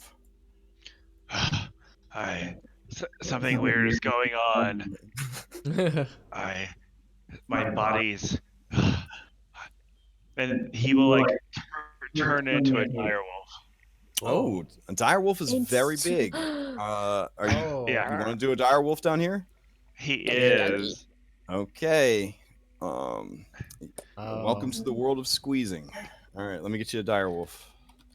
Yeah, I've seen them in the woods before, but well, we'll see what happens. Alrighty, let's see. I think I might have to go shopping for a direwolf in my monster manual. Hold on just a sec. Mhm. They're like regular wolves, but bigger. Well, they're the Slightly- only monster that got to keep the dire title. Like Pathfinder in 3rd edition, like everything was dire. There was a dire seahorse. Like everything was dire. Had a dire version. Everybody just times. became giant again in 5th edition, except the wolf. He got to stay. He got to stay dire. So let's see. I will assign this here to. Let's see, Toothless. And you guys got to bear with us. Druids are a little bit more work on the Roll20 end. So once he kind of gets his animal form library established, assuming he's not one of them fancy pants ones that's like I turn into a porcupine, we should be good to go. But yeah, if you want to turn into a porcupine, you totally can. So dire wolf again. It's big. This is an 8 foot high ceiling down here. You are a large creature, so you any space you move through that has one of your allies in it is difficult terrain because you take up all 4 of those spaces. Anywhere you move that it is pretty obvious that your mini would not fit very comfortably, those are kind of squeeze spaces. So squeezing is a pretty rough status effect that generally only affects larger creatures. So yeah, it is a rough life for a moon druid in a dungeon. I will point that out to you. Well, okay. I mean, maybe I know he's already transformed, but maybe Yeah. maybe he could have moved forward a little bit and then transformed, because it's a bonus action, isn't it? Well, I mean, you guys are figuring things out, and it's, Yeah. it's totally cool. Like it doesn't. I mean, yeah, I'm like, absolutely cool with it. all right. Absolutely. So No, let everybody kind of figure it out. It's easy to give advice when you're watching, but when you're in it, you got to Yeah. figure this stuff out. So I Toothless, are you? I gotta ask, are you a scaly wolf or are you a full-on like fuzzy dire wolf? Like, do you still retain some sort of crocodilian like features, or are you all in for wolf? No, I think he's still a scaly wolf. Oh, nice. And actually, I did it purposely, knowing this wasn't going to be the best kind of approach to life.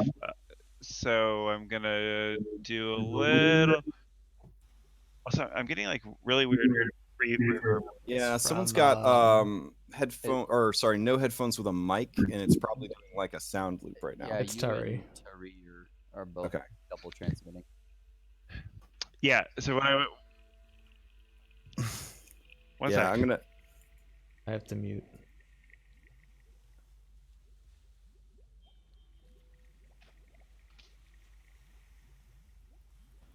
Well, Tyree's microphone's working again. Yeah. Yeah. And this is why they have roadies. That's probably something. Yeah, to do with honestly, the So- simplest way to handle using Roll20 is just to get a good headset, because then you've got your sound and your voice sort of managed in one device. You only got to worry about one driver. It's definitely the easiest solution for sound for Roll20 that I've seen. So all I was going to say is that I Uh-huh. actually kind of did this transformation on purpose behind everyone, kind of not knowing what was going to happen. Oh, yeah. And so yeah, we'll see how far I can get. Yeah. So direwolf, 50 feet.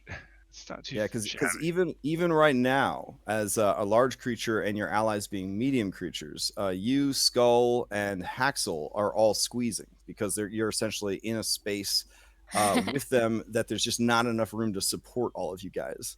So you're definitely crowding everyone around you as you've turned into this form. Like to imagine I'm pushed back a little bit. It's like, Yeah. what? The... Yeah, and I apologize, everyone, but I think I could kind comes of out get as a to about bark. here. Okay. You can let me know if that's wrong.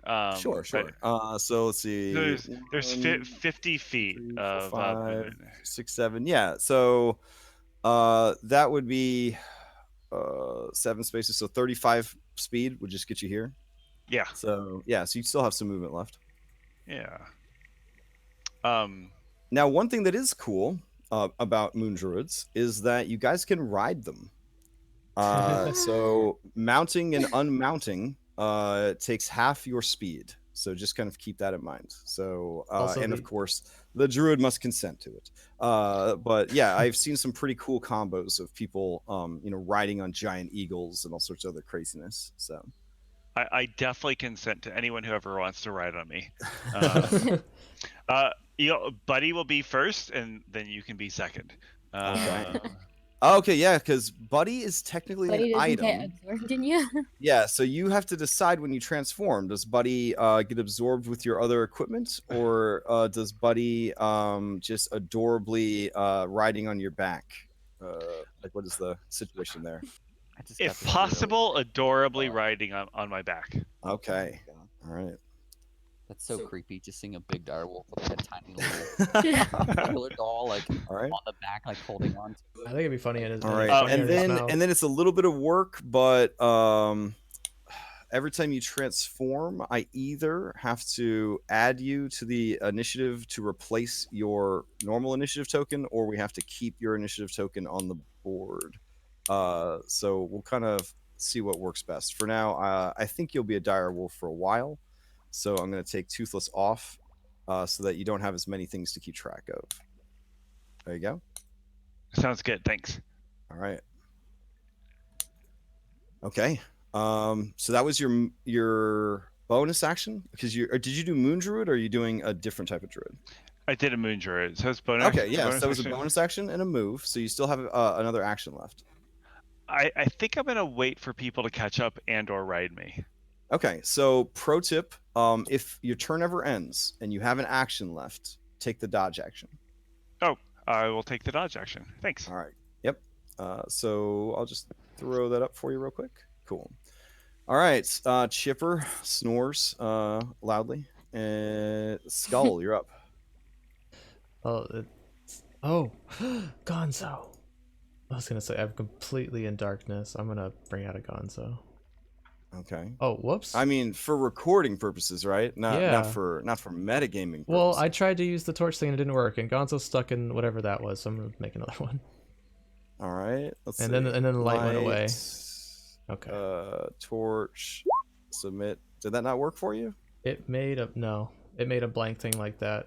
I did it a couple times. We'll figure it out later. That's weird. Okay. Yeah, there was a bad update on Tuesday that kind of janked up everybody's API. So I'll just manually add it for you real quick. There you go. You have torch on now. Thank you. Okay.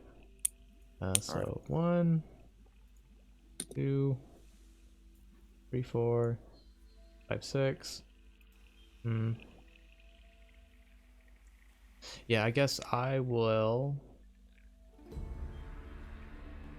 Yeah. Already in action, I will throw a dagger. Yeah. If I see an enemy. Okay. So you're gonna have a red readied action. Gotcha. Is this yellow for the Ready grappling to throw a earlier? dagger. Yellow's to remind me that I manually put a torch on you.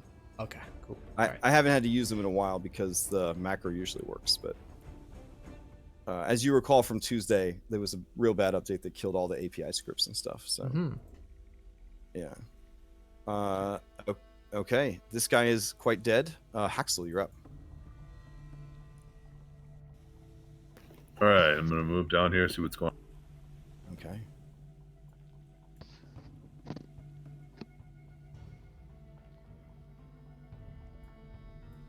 Also, I feel like we didn't get Tyree to go, even though Tyree was on there at a 15. Yeah, so, Tyree, I would like you to take your turn to catch up with everybody real quick, because your turn's going to come back around in a second.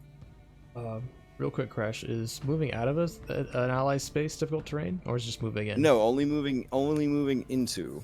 Okay, so I still have 2 more squares, so then I will kind of like be hiding around this corner here, and then I'll have a short sword ready instead. All right, so you hiding with a stealth action, or are you just gonna? No, I'm you're basically behind just taking the cover. wall. Yeah, I'm taking cover. Gotcha, you got some cover. Someone there. comes down here, I'll stab him with a sword. All right, Tari, can you select your mini? Is the first question. You're up here. Okay. Okay, so go ahead and try to catch up. You definitely don't want to move through the slime.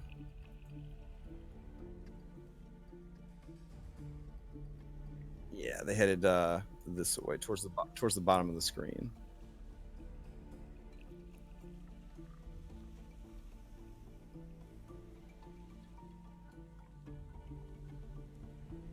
Okay. Oh, okay. Oh, okay. Kind of dig it.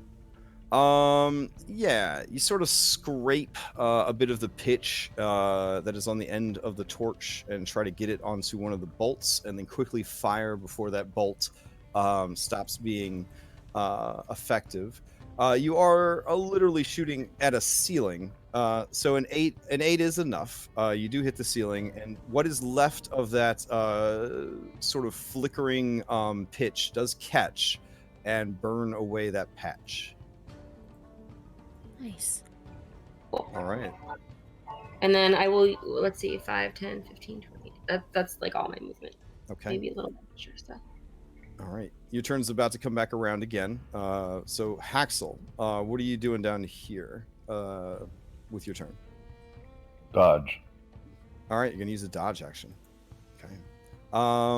Buddy's gonna hold on tight to his powerful mount. Tari, back to you.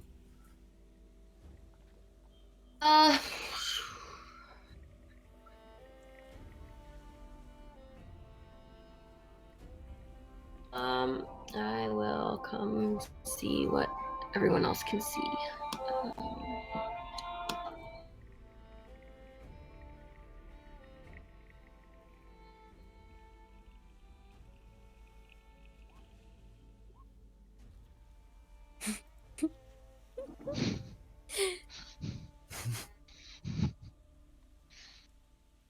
Okay.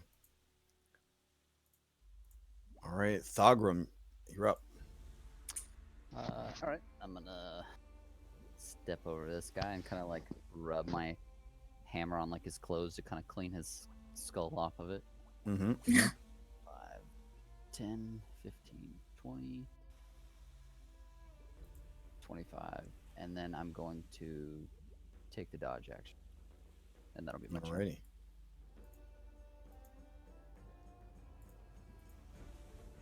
Okay, Illyria, you're up. Okay. I will walk up to Toothless and ask if I can lead him towards our prey. And see if he'll allow me to mount him. Mount on top of him. Phrasing. Yes, yes. Yeah, I think he had kind of put it out there that anybody that wanted to could hitch a ride. It is half your speed to mount a creature. Okay. That makes it kind of perfect then. All right. And yes, Know where he the is. sad role playing life of a moon druid.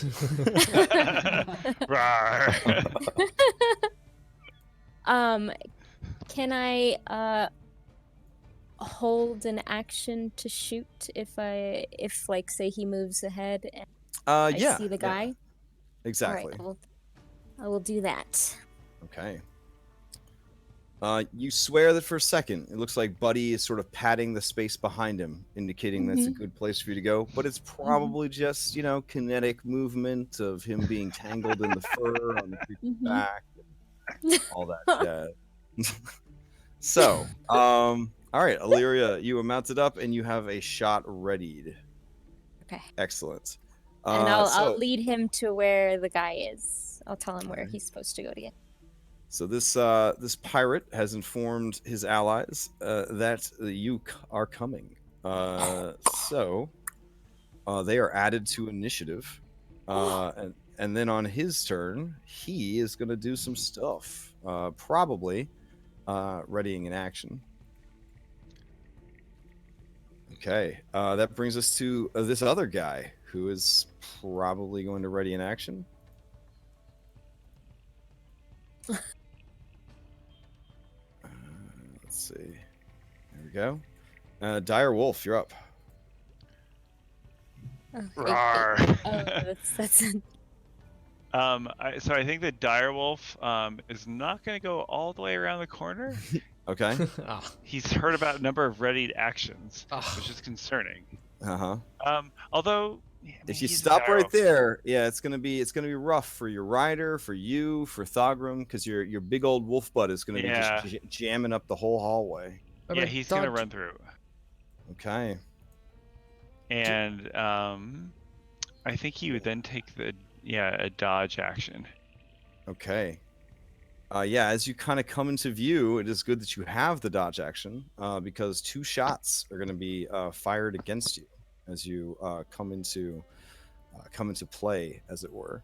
So there are two gunshots coming off against you. These are both at disadvantage, and I am going to say that given the placement of like stone and the walls and all that, you are going to have a +2 to your armor class on top of your normal armor class. So disadvantage, and you have a +2 to your AC. Oof. So that is a 16.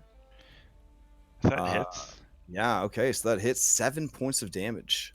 You feel a burning piece of metal enter your fur. Sorry, your scaled wolf hide. The other one takes his readied shot. This is at disadvantage with a +2 to your armor, a 6. Phew. So there's just an explosion of stone and dust off to your left as the bullet strikes, and you can hear them fumbling about trying to reload their weapons. All right, so they both used up their readied actions. This is an interesting thing to know for riders. You are all spaces that your mount is on, so that is both good and bad. So you can be attacked.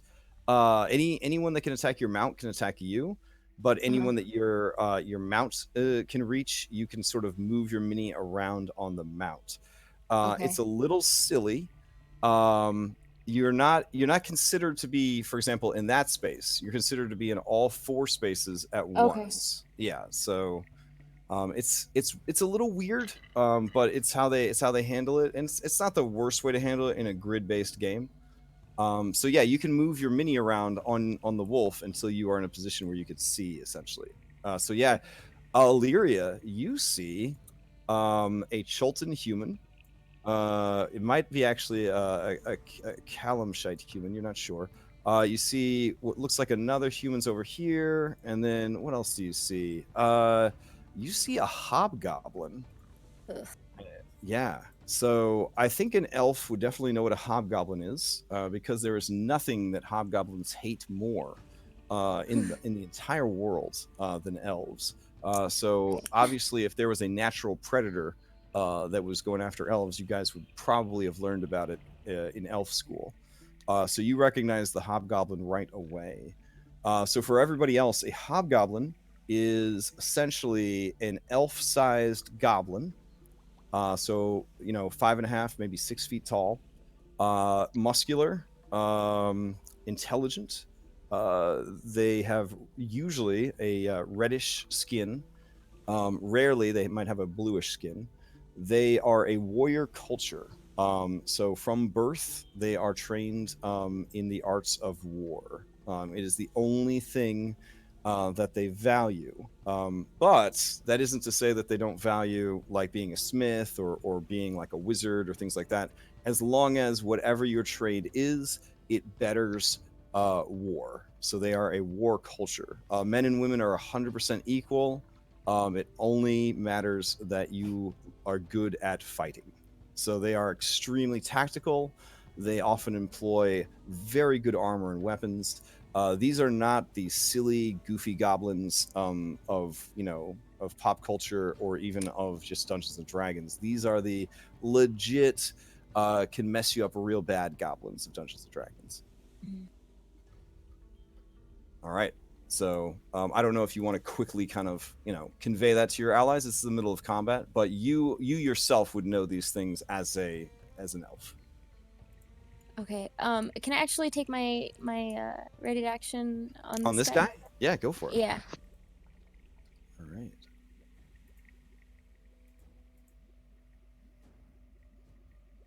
Yeah, 26 is definitely a hit.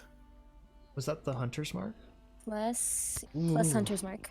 Oof. Oh wait, minus the beast. Sorry, I forgot to take that off. Sure. So you've got 6 from the hunter's mark and 5 from the shot. 11 is just enough. A crossbow bolt, yeah, right in the throat.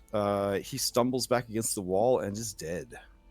We have a lot of company over here, you guys. And I will tell them that there is a hobgoblin and then another guy and where they are. Okay.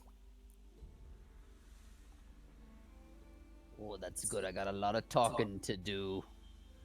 All right. So ready to action taken. So yeah, a young girl runs up. And let's see what young girl is going to get up to. Yeah, you recognize the young girl, Illyria, as the girl Ned, and she's no girl at all. She's a grown-up lady, maybe, who knows? But she looks at you, and she has her short bow, and there's a look on her face of like, should I do this? Should I not? She kind of looks back over her shoulder at people that are maybe off camera. She takes a deep breath and she fires at you. All right, so she makes two shots as a scout. So here's the first one. All right, that's a 12. And Miss. here is the second one. A 7. All right, Miss. yeah. Misses with both her attacks. She kind of, is a little nervous about that. 1, 2, let's see, 1, 2, 3, 4.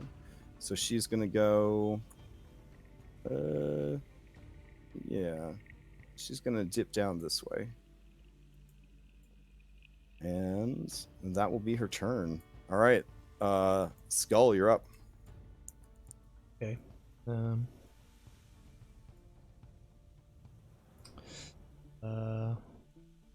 1, 2, 3.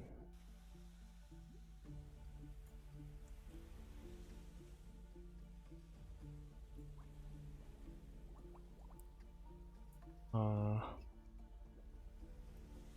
4, 5, 6.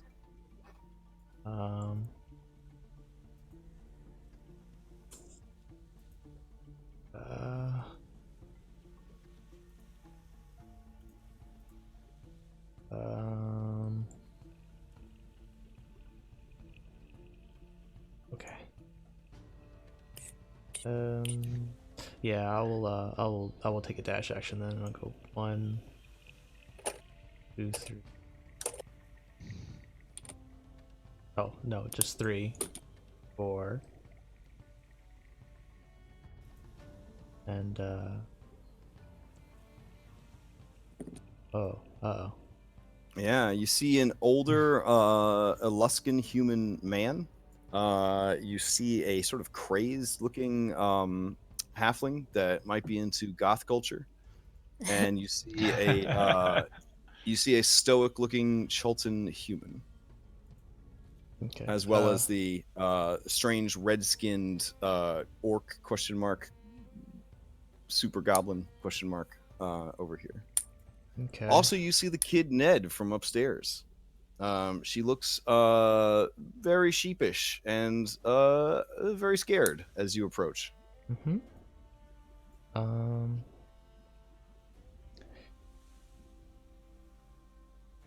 Okay.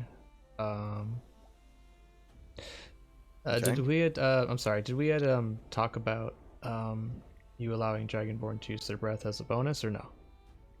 No, I don't think had that conversation. Okay, never mind. Yeah. I think I don't normally allow it. I know it was a 4th edition thing. But I mean, I have a Dragonborn in literally every game I run. So it doesn't seem to deter people from playing them. Totally fine. Then I will use my rest of my movement to get here. That's it. Okay. Alrighty. That brings us to Haxel. What are you gonna do?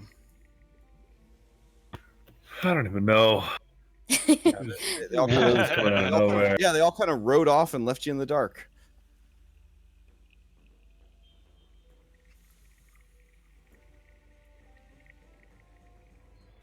Well, there's that crazy wolf that just appeared behind me, and the doll and Illyria. Mm-hmm.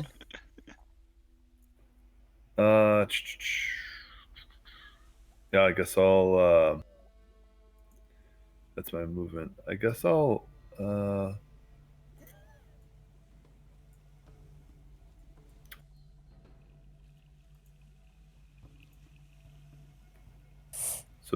that's it. Okay. Do you want to re-up your dodge, or do you want to ready an action? Yeah, I'll dodge. Okay, so you're gonna re-up your dodge. Yeah, so dodge lasts until your turn starts. So it lasts all the way through until your next turn starts. All right, this guy apparently is labeled Samblanet. He is going to take some actions. Let's see what he does. He is going to move to here. Let's see what he can see. He sees a crazed wood elf with a crossbow. He sees a big old dire wolf. That's definitely a surprise. Let's see. Does he move further out, or does he play it safe? I think for now he's going to play it safe. So Illyria, yeah, he's going to target you with some magic missiles. Oh, He God. yeah, I know. no. I know. It's just that Wizrobe life. That's how they do. That's how they do. So he is going to cast it at the 2nd level. So that will be 4 magic missiles. So yeah, we're gonna do them one at a time. I know that rules is written. Magic missile is a tricky one. I believe the absolute official ruling was you roll a d4 and you apply that same result to all the magic missiles that are fired. The trouble with that is that Roll20 has a lot of trouble making that happen. So everyone that kind of like plays Roll20 and learned the game that way sort of just has each missile do its own damage. I generally just do it that way, like have each missile do its own damage. So assuming everyone's okay with that, that's how we'll handle it for this. So, all right. Otherwise, it's a real pain in the butt to try to set up a macro for it. All right, here we go. First missile comes at you for 3. Okay. Second missile strikes you for only 2. Third missile hits you for 2, and that 4th missile only hits you for 2. All right. Wow. That is like that is weak. Wow, Oh my gosh. yeah, so seeing like that didn't work too well, he is going to move and kind of back around the corner a little bit. All right, Tari, you're up.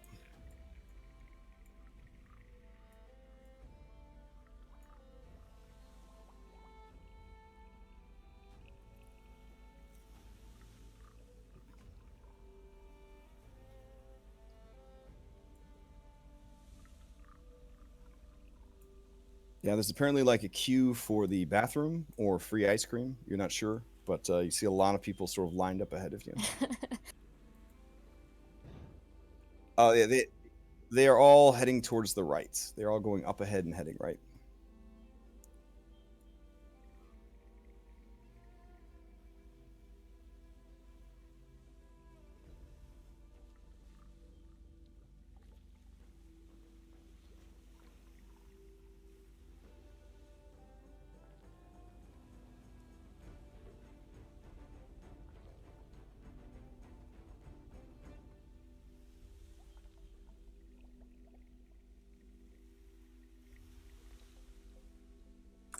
Okay, can use a dash action. All right. Are you all right with your placement? Then we will move on. All right, a buddy. Yeah, you're not seeing any slimes except for this remaining patch over here. Thogrum, you're up.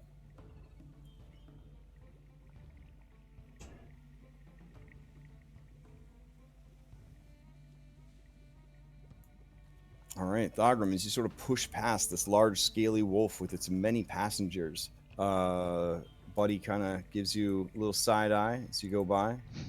And as you pass him and you enter the wider cavern up ahead, you see all the things that you see. So you see Skull, you see this dude with an arrow in his throat, sort of sitting against the wall. You might see a little bit of this young lady kind of from around the corner. You see a hobgoblin. There's a lot going on here. So what would you like to do, Thagrum? And if you're talking, we can't hear you. Yeah. Sorry, I muted myself. All right. I'm going to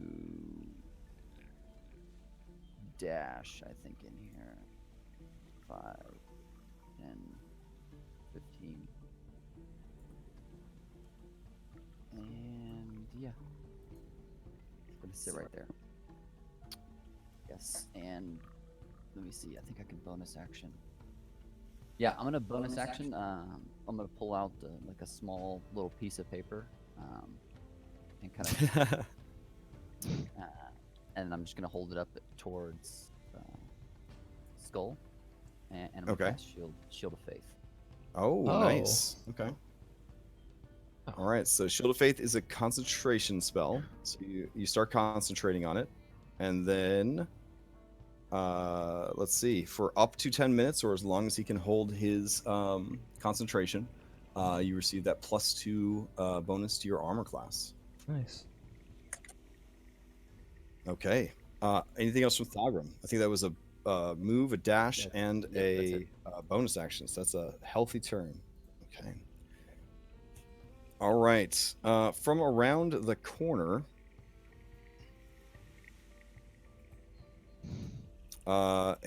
another hobgoblin, a lady hobgoblin appears. She has chainmail. She has a shield. She has a sword, and she is looking right at you, Skull. And she approaches to fight you. What did I say was worth it's also it? worth noting that she has a longbow and side quiver. And these are what hobgoblins look like. Just kind of throw that out there. Yeah, she has a longbow strung over her shoulder and then a side quiver of arrows. So both the hobgoblins are similarly kitted out. All right, so as she approaches, she has that long sword ready, but you do have a bonus to your armor class. So this might be a tricky attack here. So let's see what happens. Ooh, 17. Is that enough? Yeah, I got 16.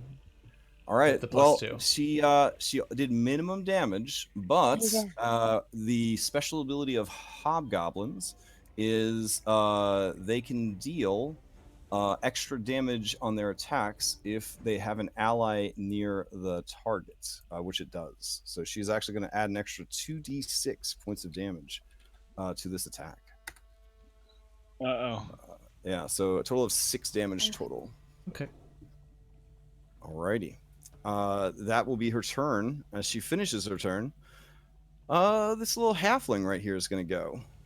So this halfling is going to move to here. He's, let's see. Master Dwarf is concentrating, not dodging. So let's see. It's going to take a shot at Master Dwarf. 2 shots, in fact. Here we go. With his short bow. 1 and a 2. Swing and a miss. All right. So, yeah, both shots deflected by your armor and shield. Sort of cursing under its breath a little bit. It is going to use its movement to try to back further in to the room. Oh, you want to have a conversation too? All right, Illyria, you're up. Head snaps back. Oops. Whole head turns around. I'm not able to. This guy has cover. This one right here. Yes. Are you a sharpshooter or? No. Oh, okay.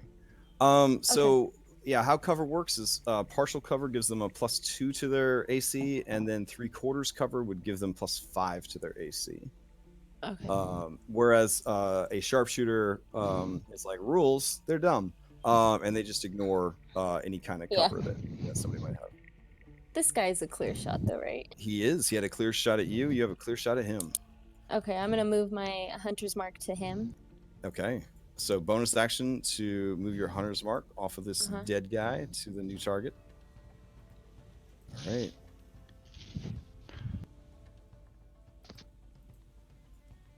And take the shot. Okay.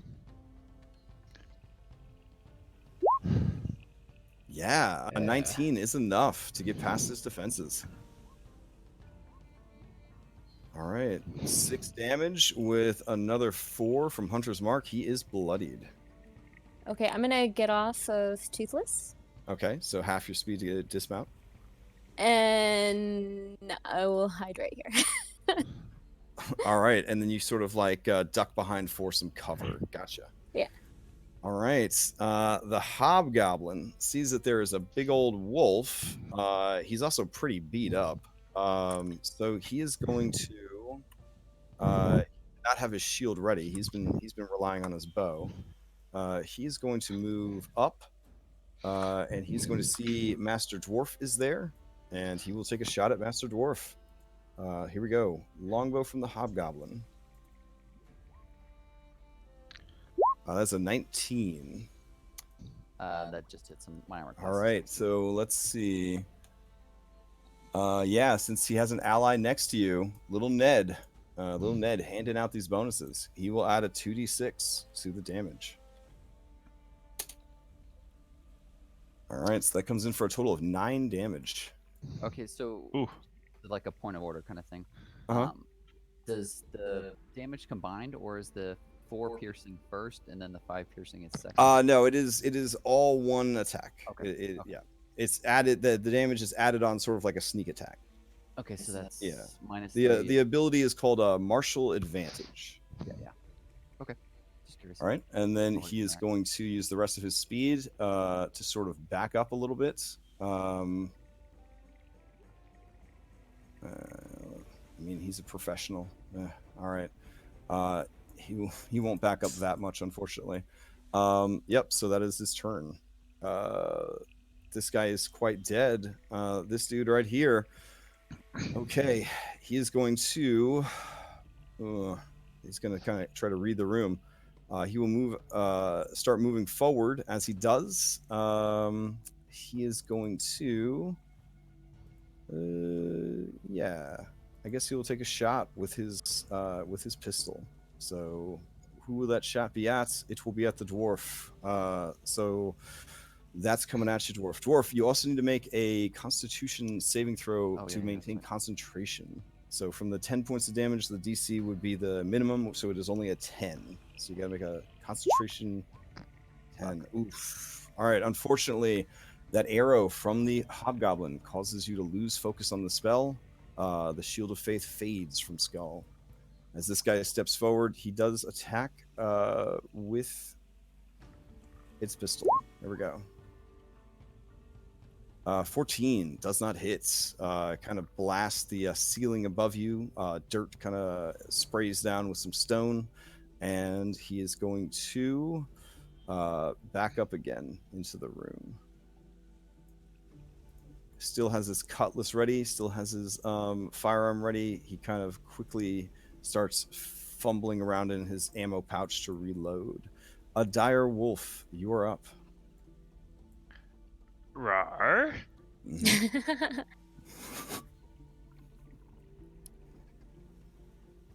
Rar. Yeah. All right. Rar. What? Oh. Are you gonna attack the little girl, or are you gonna attack the Hobgoblin?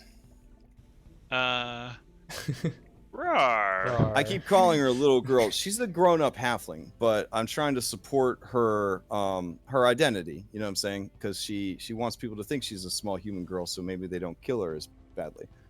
So I'm doing my best to keep the lie going. I appreciate that. But also, rar. Okay. Let's do the attack. Okay, so it's +5. Okay. Now that you should be able to help me out. Yeah, you should be able to hold down Alt and double click on the wolf, and it will open up the wolf's character sheet for you. Oh, cool. So hold down Alt and double click. You do have hotkeys turned on, yeah?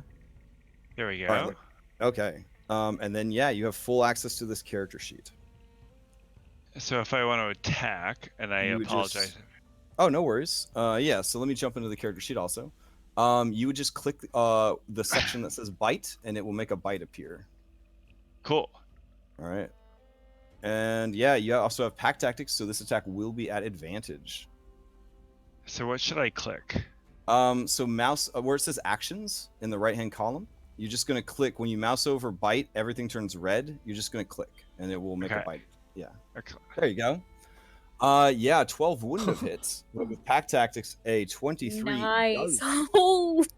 Yeah, it does 14 points of damage to this small lady. That is not enough to kill her, because she's actually pretty tough. I think it she is does enough- have to. Oh, she's gonna make a strength save, or at least try Yep. to. She is bloodied, and here is her strength save. Nothing to write home about. Yeah, and so she is knocked prone as well. Rawr. Pretty much executed as well as you could possibly hope for a dire wolf. Yeah. Okay. The direwolf's turn ends. Rawr. Okay. All right. So, yeah, prone on the ground. She is going to, she is going to stand using half her speed. Let's see. Normally, halflings have, I think, 25 speed. Halfling scout has a 30, which is nice.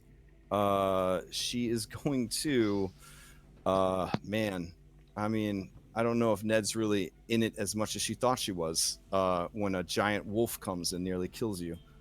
She's going to use disengage, and she is going to move through an ally, which I think halflings can do normally. Is one of their racials. Either way, she's not going to make it too far, so she just sort of steps to the other side of the hobgoblin, and that will be her turn. Skull, you are up. Yeah, this is. I made it sound very calm, but this is very much like gasping, bleeding from like a wolf bite, staggering to her feet, and then sort of, defensively, sort of like pushing past her own ally to get away from you guys. So, Skull, what are you gonna do?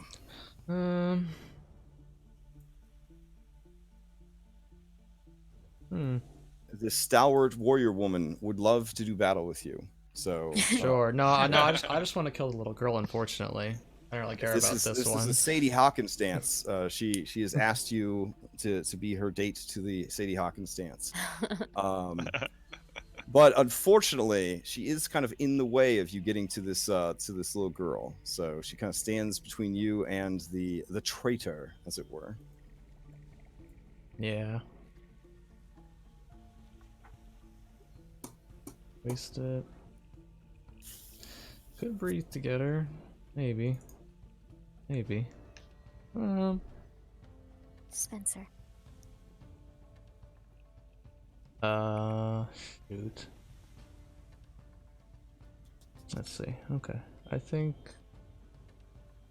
Yeah, I will, guess. Yeah, I'll go here and I will, breathe acid. All right, breathing your line of acid at the hobgoblin and at the girl. Yeah, okay. you don't need me to bring the template out, right? Yeah. No, we can both see where it's going. So go ahead and toss it up there. DC 12 and a very good damage roll on it. Let's see, DC 12 for Scout. Oh yeah, she doesn't do it. She doesn't do it. She is melted. Yeah. Let me just replace that with like a little skeleton or something, because she's gone. Let's see. Ooh, that's horrific. She chose her fate. And then I guess I will use my bonus And action. the hobgoblin's got to make her save. Let's see. Yeah. Hey, pretty good. No. Is this the most useful breath weapon ever? Maybe this one time. All right, so there's No, her. you there's wiped out all those bats. Yeah, there's her little. But There's usually her it little doesn't work. skeleton. Usually it where, doesn't go where this she well. used to be. You horrible monster. That's all that's left of her. All right. The lady, I'm assuming from your positive reaction, failed. Yeah, so she is bloodied as well as you not as well, but she's bloodied as you spray acid in a long glowing stream from your mouth. Okay. Okay. Anything else? Guess, and I won't get another chance to maybe. I might. No, we're good. That's it. I'm gonna stay here. Okay. Alrighty. Haxel, you're up. All right. So apparently there's an entire battle going on in the other room, Haxel. yeah, it's like always out of my reach. Is there anything? Did I notice anything coming from the left, or is it all? It is all coming from the right. Yeah. You notice that the left is pretty much where you guys came from. You just took the long way around to avoid the slime. You'll see some guys. Yeah. Do stuff.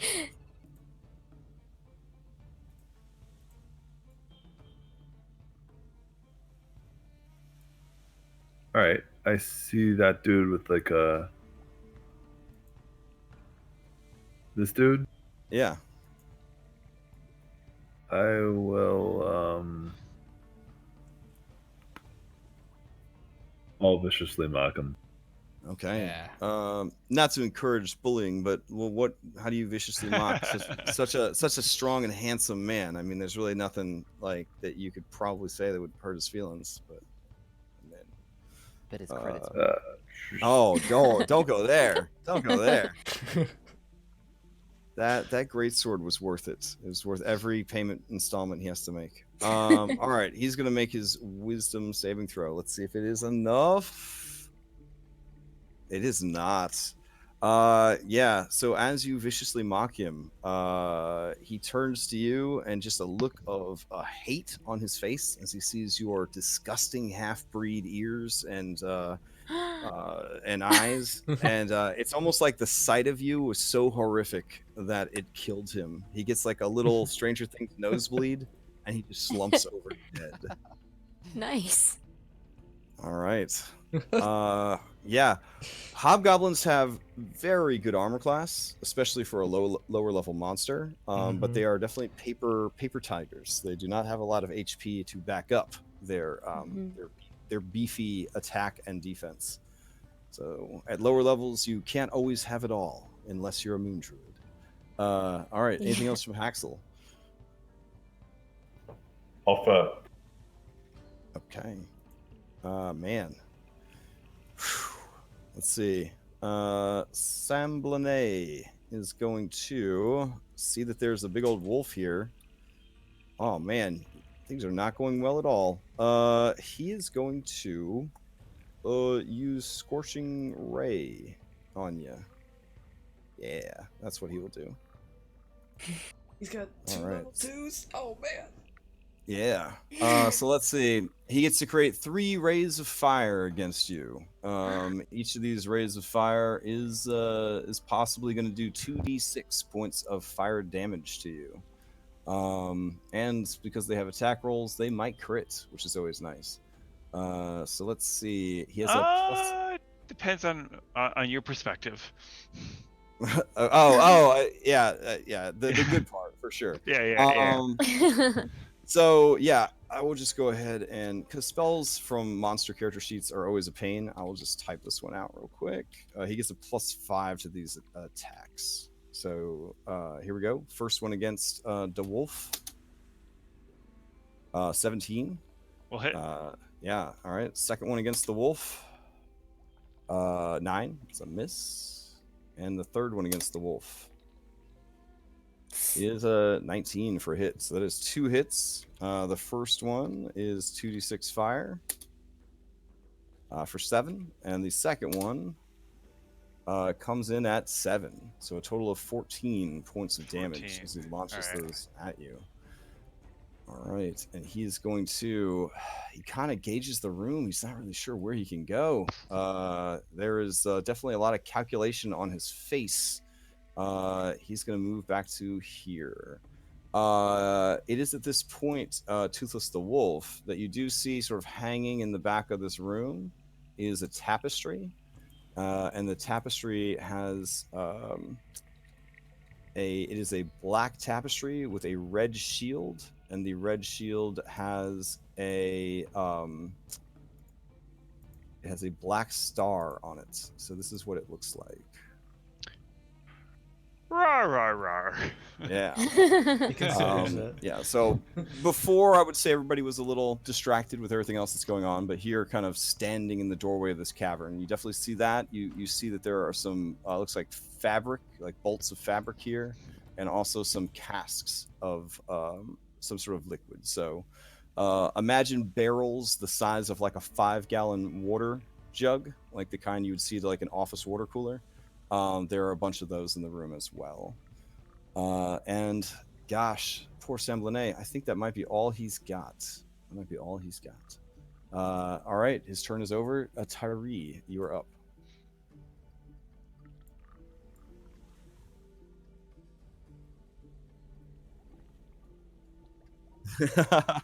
All right.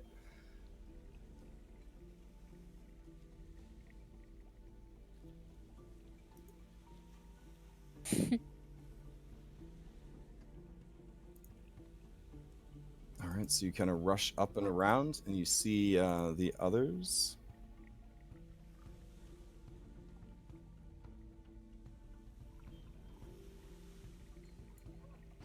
Oh, the lady hobgoblin down there?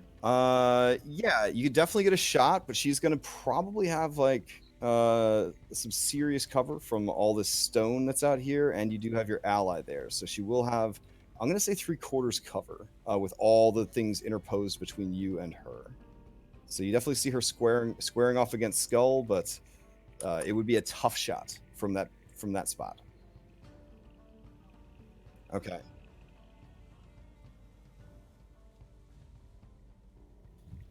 I mean, can you see you can see past the wolf as well, I believe. Yeah. So there's a dude here, and there's another guy here. Those would actually, as weird as it sounds, be easier shots, because the wolf would only be giving like soft cover, so it would only be a +2 to their AC.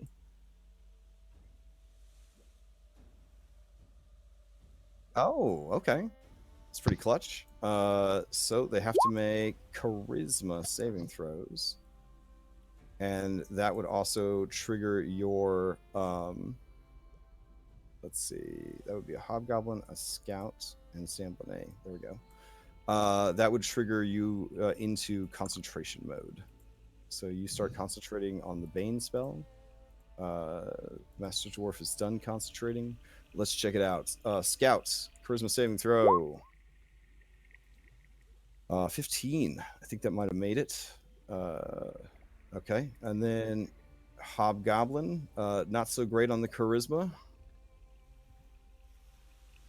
Oof, nat 20's it. All right, and then the one that actually matters, will he make it? Let's find out. He's actually got a bonus, and he's important, so he probably won't, but let's find out. Oh my, all three managed to resist the spell. Dang, RN Jesus. All right. Whew. So that would be your move and your action. You are a bard, so you do have bonus action if you want to use it. Otherwise, it would just be to hand out inspiration, I think. So we don't need to concentrate because the spell did not catch on anyone.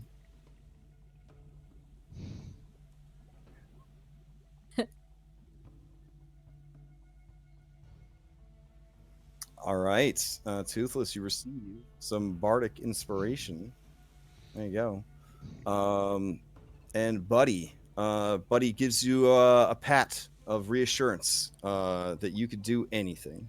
Thogrum, you watch in horror as Buddy gives him a pat, but he doesn't really give him a pat. Again, he's just being jounced around on the back of the wolf, blah, blah, blah. Thogrum, your turn. What are you going to do?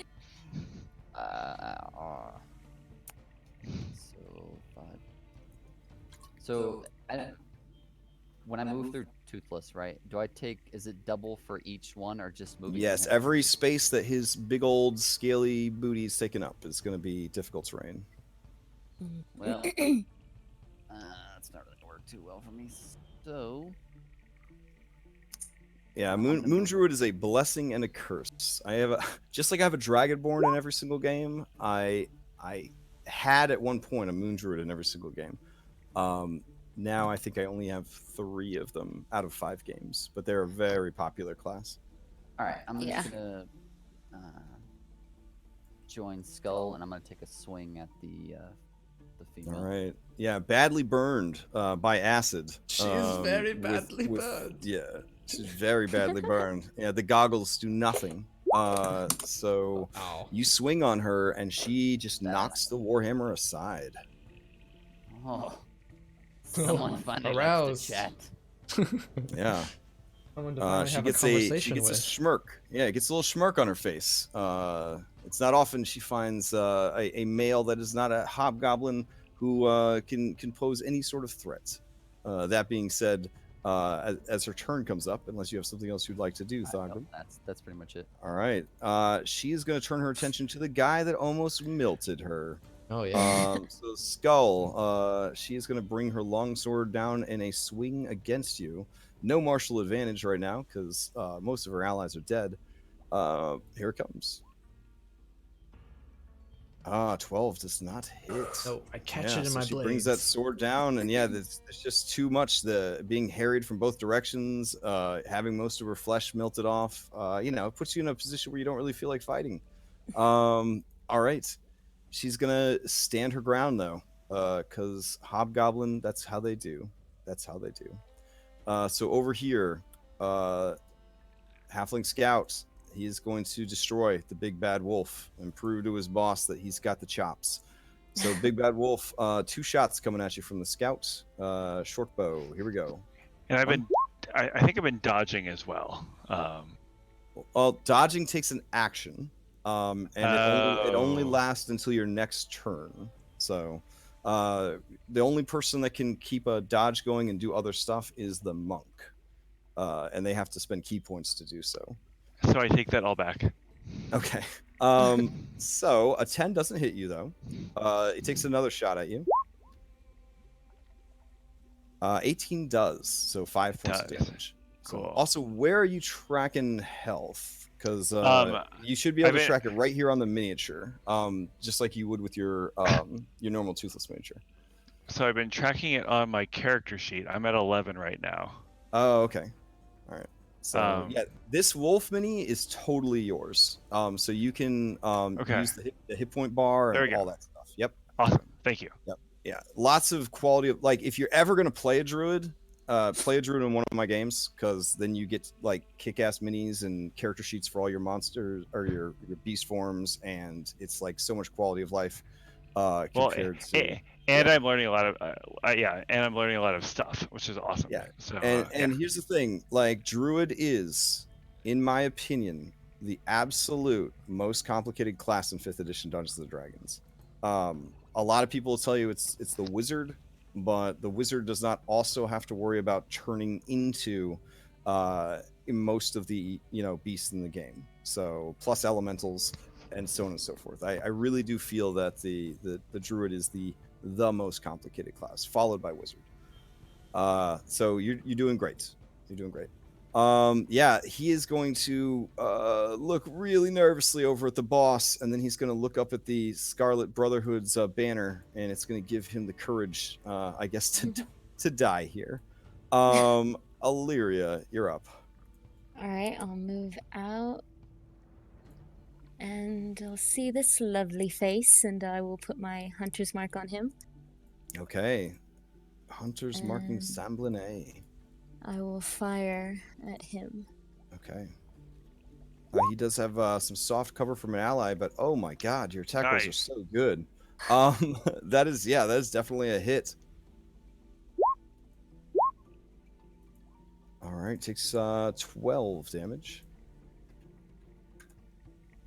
Yeah, the arrow kind of catches him in the arm, tears through his fine clothes, and there's like a kind of spray of blood from the gash that the crossbow bolt left. He looks down at it. He looks up at you, and it's one of those moments where he would say something like, "Nobody makes me bleed my own blood," kind of thing. But he's a little busy calculating a plan question mark on how to get out of here. It doesn't seem like it's going to go too well for him. Okay. Anything else from Illyria? I'm just gonna tuck in here. Okay. Hobgoblin is dead. Kalimshite is dead. This pirate, woof. Yeah, he's gonna take his gun and take a shot at the wolf. What else is there to do? Let's see. Pirate. Here we go. Yeah, that's 15. That is a hit for 6. All right. Where is this guy? He is tucked away up in the corner. Oh, okay. Here. Yeah. All right, and yeah, he begins fumbling to reload, and man, yeah. You know what? Die with glory. He's gonna rush up to you and stand next to you. Good for you, buddy. Dire Wolf, you're up. I mean, I think he's gonna attack this guy. Okay.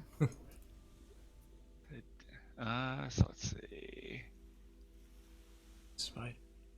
Despite Buddy being your buddy, he is not a buddy enough to give you advantage on your attack roll. But a 22 is still a hit, and 10 points of damage is ferocious. He has to make a strength save to see if he is knocked prone by the attack. He actually resists, so this guy takes a full-on bite to like the thigh, and you try to kind of ragdoll shake him to the floor. You pull some meat. You pull some meat off of that bone. Blood is flowing freely from the bite, but he is not knocked down. Okay. Yeah, I will bite him if I can next turn. Okay. That brings us to Skull. Skull, you and the kill-stealing dwarf are facing off against this powerful opponent. What will you do? Well, the smart thing to do would be to shove her in prone, because I can't really get through that armor. But I'm going to try to. I'm just going to take 2 attacks, 2 weapon fighting. 2 attacks. I don't know. You guys have had some hot rolls tonight. Okay. Yeah. Yeah, that was coming. Yeah, so you take out your 2 short swords and you just start, like... I am dancing with her now. Don't you get advantage? Or no, is it sneaky? No. Why?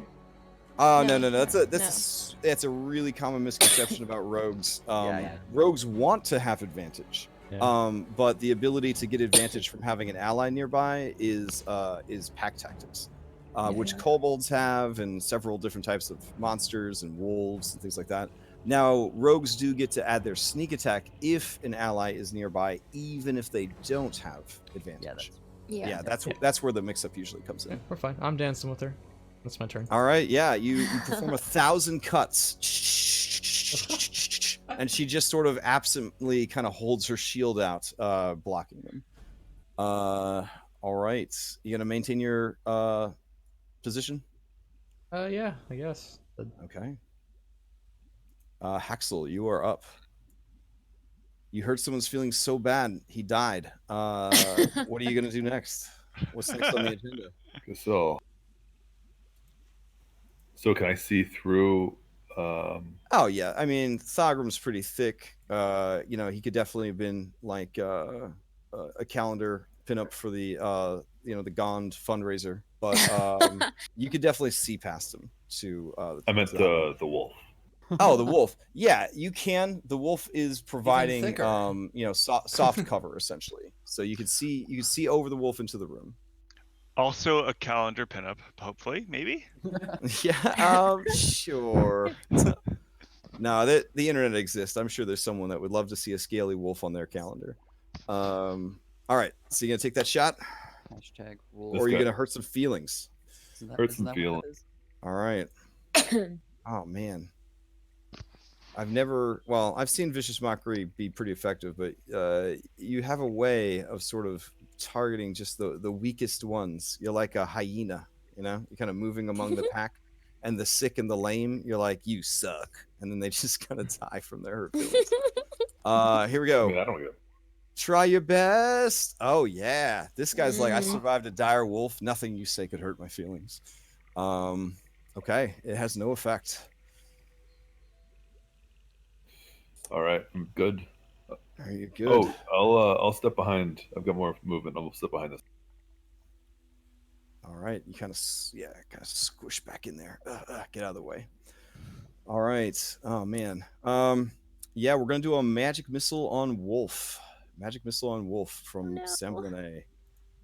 Here we go. I think since I don't need to scale it up. Yeah, giant hyena is hype. Fun history fact. They say that part of why North America was not settled by primitive humans sooner is because the land bridge from Asia was guarded by a giant, like school bus size hyenas, which is kind of crazy. I guess they found like fossils or whatever, and yeah, like I can only imagine how wild that must have been. So back to the game. Yeah, here we go. Samblene gonna toss out some magic missiles at the level 1. Here we go. First one for Bear. Second one for Bear. Yeah, a player in my game of Tube of Annihilation, she was like, it was like having one of those desk calendars that had like animal facts. So I managed to learn all sorts of weird animal facts from her. All right, so 3 damage, and then the 5 damage would take you out of your wolf form. So when you leave your wolf form, your big form, your toothless mini would appear in any space that the bear form, or not the bear form, but the wolf form occupied. So what we would do then is we would just grab a new toothless mini. I'll pick that. Like, yeah, that little area looks good. The one with Buddy. Okay. Yep. So yeah, you appear there, and then you would take the leftover damage that the wolf form couldn't take. So then, when you turn back to normal, you would take 3 points of damage. Okay. All right, and then your initiative is a, what was the initiative we were going off of for you? Direwolf was a 7. Okay, so let me add you back in and put you on a 7. Yeah, it's a little bit of shuffling there. There we go. And then for now, we will move this wolf to the GM's lair. Cool. Alrighty.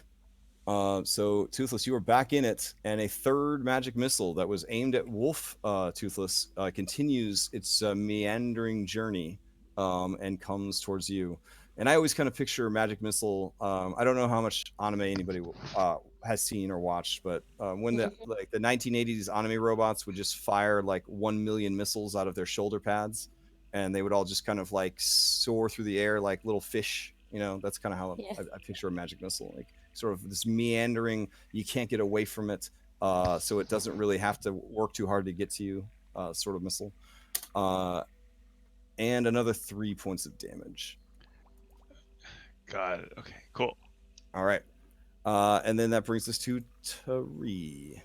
And he is not dodging, so let me take that off of him. Cool. That was for the hunter's mark, I think.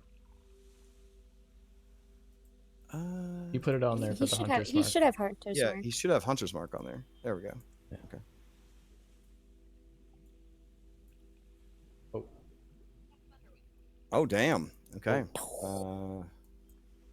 Wow. Yeah. Let me. Badass.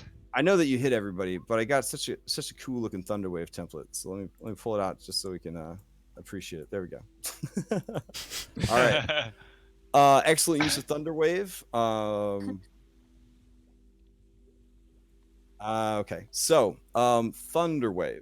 Thunderwave creates essentially a 3x3 block, and you can place it anywhere as long as one part of that block is in one of the 8 squares adjacent to your character. So a lot of people read the spell and think that they're the center of the spell, and it goes in like every direction. but it is actually kind of a holdover from 4th edition. It's called, they used to call it a blast. So basically, you are blasting a 3x3 area that is near you. Yep. So that's one of the reasons I made a template for it, was to kind of make it easier to visually explain the spell. But yeah, it's a great use. You caught both of them, and let's see what that damage was. And I will roll those Constitution saves. So Wimpy Wizard, what does he get? Oh yeah, 3. That's great. And let's see, what else do we got? Scout. Oh, Scout did great. All right. Maybe the Scout is the actual boss. I'm not sure. So what's the damage? What do we got here?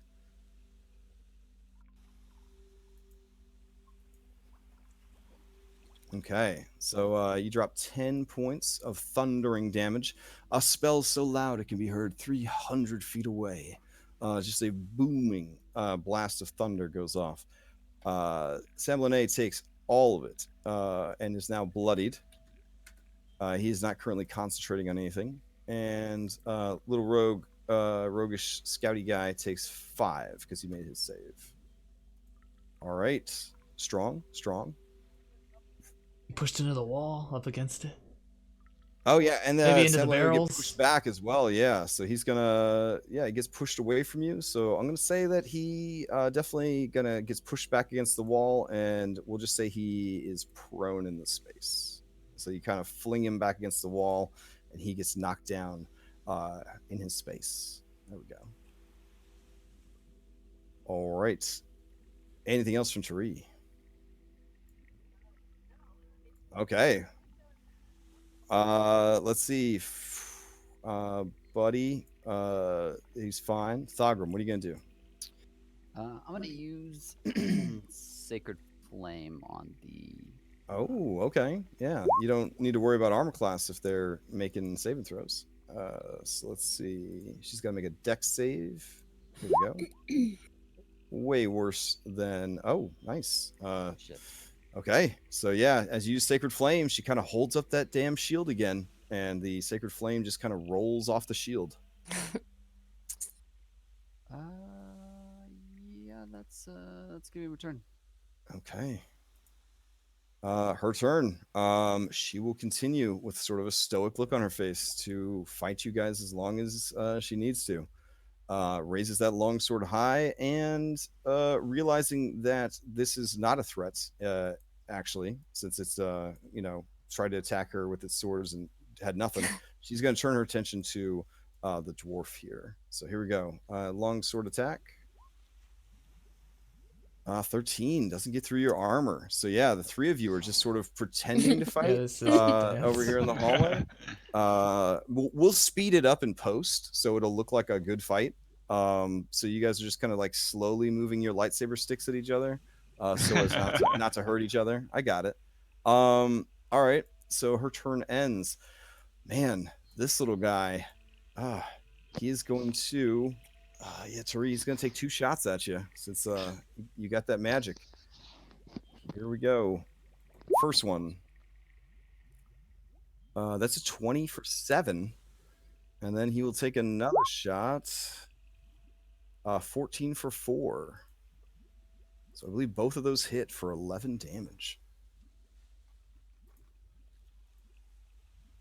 Yeah. All right. Yeah, so that is definitely painful. As what?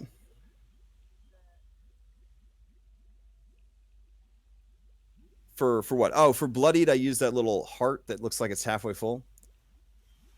Was that the question? Oh, the red, yeah. Oh, they're the same number, right? The blue circle is your armor class. The red circle is your health. Yeah, and what you can do is, if you don't want to math it out, when you click in the circle, you can actually type in negative and whatever the number is, and it will calculate it for you. Yeah, and your miniatures are linked to your character sheets. So if you change your health on your miniature, it will also change your health on your character sheet. Yes, that is exactly how that fight is going down. I mean, I'm trying to describe it way cooler than that, but I think Illyria, you really summed it up perfectly right there.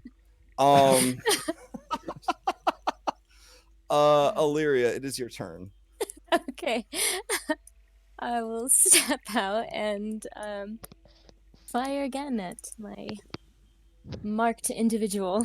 Okay, he has been knocked prone by this attack. Oh, do you he want- has. Yeah. Now, do you want to ready? Do you want to ready your shot for him standing up, because that would give you you'd be able to attack without disadvantage. I'll just attack this guy right here. Okay. All right. So yeah, Or, when is his turn? his turn is right after next. you. Yeah. All right, so I'll that could be pretty good ready my damage attack. mitigation. I'll ready my attack for him to stand up. All right. So you are gonna wait Yeah. for Samblene to stand up. Gotcha. Yeah. Okay. All right. This pirate, he sees that the big scaly monster is now a small scaly monster. He's going to shrug, take his gun, and fire at the smaller scaly monster. So here comes that gunshot for you. Let's see. 17 for 8. Damn. What? All right, so Toothless, yeah, you are bloodied as well, as another painfully hot piece of metal is kind of fired into your arm there, and the guy is going to see that he is sort of surrounded on both sides. In for a penny, in for a pound at this point. He's going to step forward and engage you. There we go. You are up, Toothless.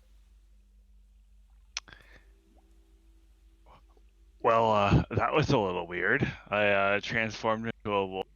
I'm being shot at, and like he's so disoriented. And I apologize, but actually, I think he would be so disoriented.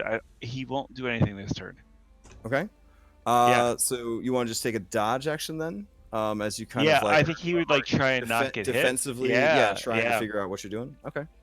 Yeah, and he's like kind of like things have gotten really weird. Yeah, I appreciate the role play. Go ahead and take DM inspiration. Thank you. Yeah. All right. So Toothless is seems to be waking as if from a dream as he kind of looks around and tries to figure out how he got to this part of the dungeon and what the heck is going on. While that is happening, Skull, what are you gonna do? Take 2 useless attacks onto the 18 Aw. AC enemy. No. I could Try try your and shove her. best. But then she's just gonna stand up on her turn. So I believe in you. grapple doesn't do anything. She's not gonna run. So, or maybe she's not gonna run. Opportunity attack while grappling? You realize that if she hasn't run by now, Yeah, she's probably absolutely. not. She's a warrior. No way. Yeah, their entire culture is based on fighting. Yeah, I mean, I just take 2 shots and I'll hope I get lucky. All right. I think a lot of people say that sometimes. All right. Yeah, So what do you got? Opportunity attacks while grappled? Just curious. Grappling until you get the. I think he has access to the good stuff. You have the improved grapple, right? Or are you still working towards that? No. I can sometimes grapple as a bonus action. That's my. Okay, because so there's regular grappling, which essentially reduces somebody's speed to 0, and you could sort of move them around with you if you move at half speed. So it's certainly not bad, especially when people start getting access to area Well, control spells and you I could drag them grapple her through and bring like her over dangerous here, areas. but I don't know if that's. Oh yeah. Maybe. Now there is an improved grapple that comes into play eventually, where they are restrained while grappled, and while you're restrained, you have disadvantage to your attacks, and I think it penalizes dexterity saving throws, and it also penalizes or gives advantage to attacks against them. So there's different levels of grappling within 5e. Yeah, we But already the started at time, intro I'll level just- grappling is just you have a 0 speed, I could drag you along with me kind of thing. I'm just gonna try and take 2 attacks. I don't think there's any other. All right. Oof. All right. Yeah. Oh what? Like, what is that? Oh Holy no! Thogrum, Yeah, this is silly. She looks you dead in the eyes, Thogrum, as this small boy tries to attack her, and she just sort of holds her shield out, and he just kind of yeah, like attacks his shield, and she just kind of smiles at you and just shakes her head and kind of rolls her eyes. Yeah, we're having fun. I'm done. I don't have Yeah. anything else. All right. Yeah. So there was that shared moment on the battlefield, Dogram. I don't know if that puts mercy in your heart or what, but there it is. Haxel, you're up. All right.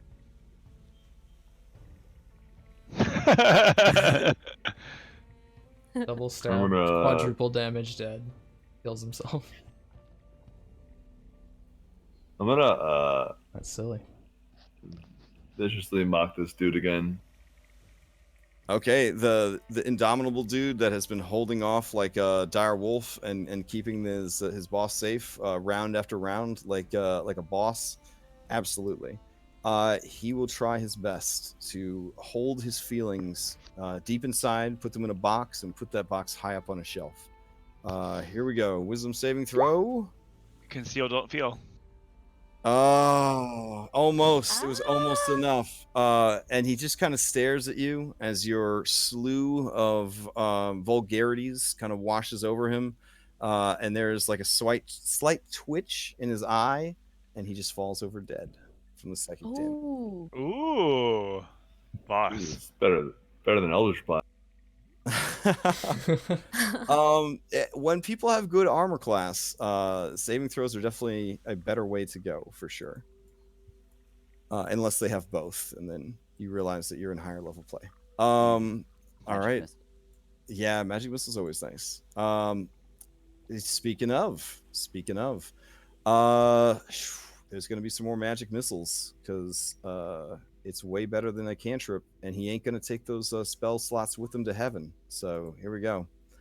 Not gonna stand up first.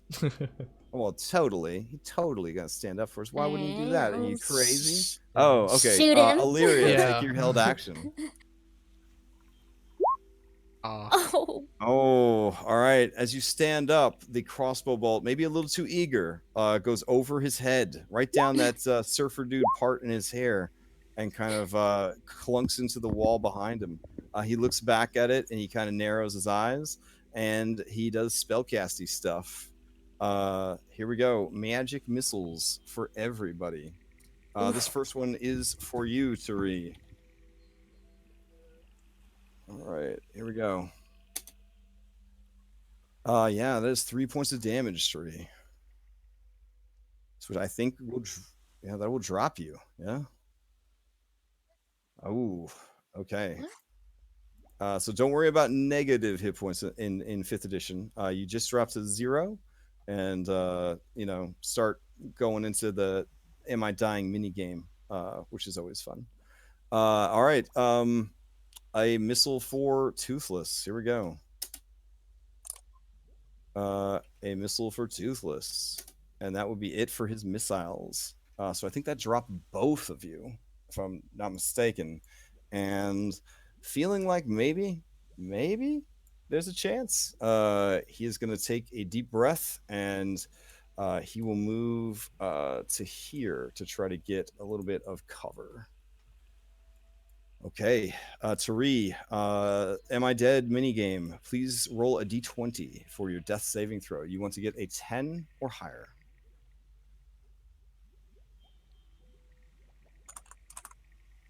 All right, so you have 1 success. If you get to 3 successes before 3 failures, you are stabilized and just sort of laying there on the ground. If you get to 3 failures before 3 successes, you die. So just... Yep, any D20 roll can be affected by by the lucky feat. All right, that brings us to Buddy. Buddy just starts kind of hitting you in the face there, Toothless, to try to get you to snap out of it. You know, it's one of those things that he grabs either side of your chin and he looks you right in the face and he gives you a couple of slaps. Thogrum, you look over your shoulder and you swear for just a second it looks like Buddy is holding Toothless by the face and kind of slapping him and trying to get him to wake up, but it's really just, he's getting knocked around by combat and things like that, so it's okay. Thogrum, your turn. Okay, I'm gonna break away and just take the opportunity attack. Okay. Yeah, she will gladly take an opportunity attack. She loves making opportunity attacks. Here we go.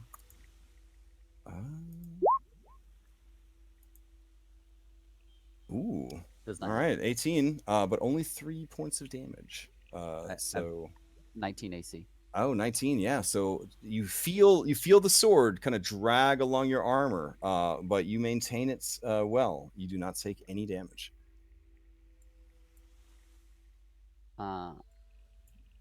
And I'm going to take a swing at Semblane, is he bloodied or anything? Oh yeah, he's definitely bloodied. Okay. Yeah.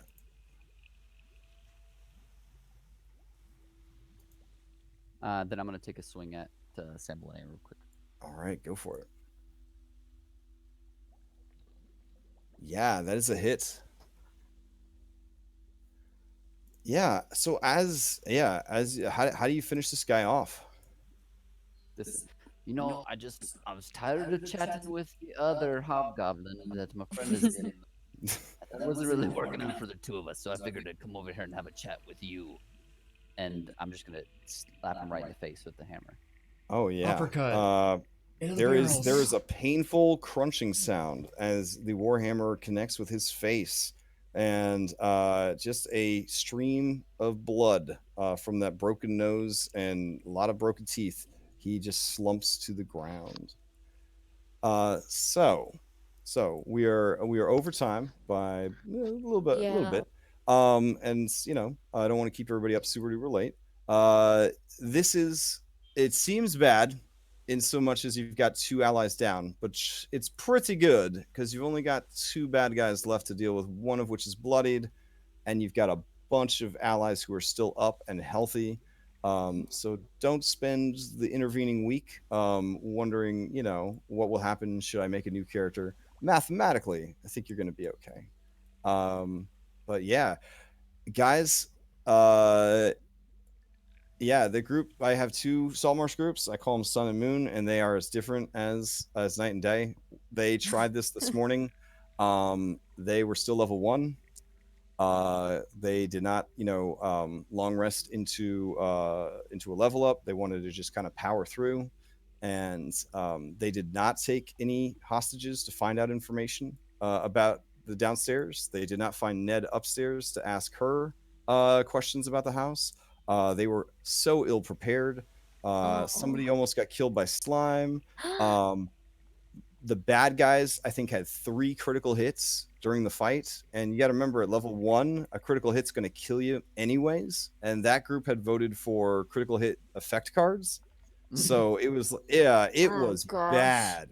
At the end of the fight, I think it was bad. It was about as bad as it could be. I was getting ready to give my, so you've had a total party kill speech. Because it was that bad. And to watch you guys, RNGesus just totally switch sides.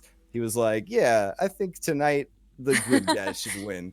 And I was just watching. I was watching these rolls and these damage rolls, and it did bring a smile to my face because I was like, the universe is balancing itself out. Because if you could imagine the complete opposite, that's what they had to deal with this morning, and it was awful. It was. Was it so a high. TPK? I should probably stop No. recording this. No. What happened was, per the adventure, Semblane will flee if he has the chance. But Skull got into position so quickly that he really couldn't really get past him. So I did something then. Awesome. Yeah. So he ended up, deciding to see how things went, and then a giant wolf appeared in the doorway, and that was that. He pretty much just had to fight it out. So Semblane and I think two others escaped, and basically left the party wizard to deal with 5 companions who are all bleeding out on the ground. Oh my god. So you want to talk about anxiety. So everyone's making like death saves, and she's running around. She's not trained in medicine. Nobody bothered to spend 5 gold on a healer's kit.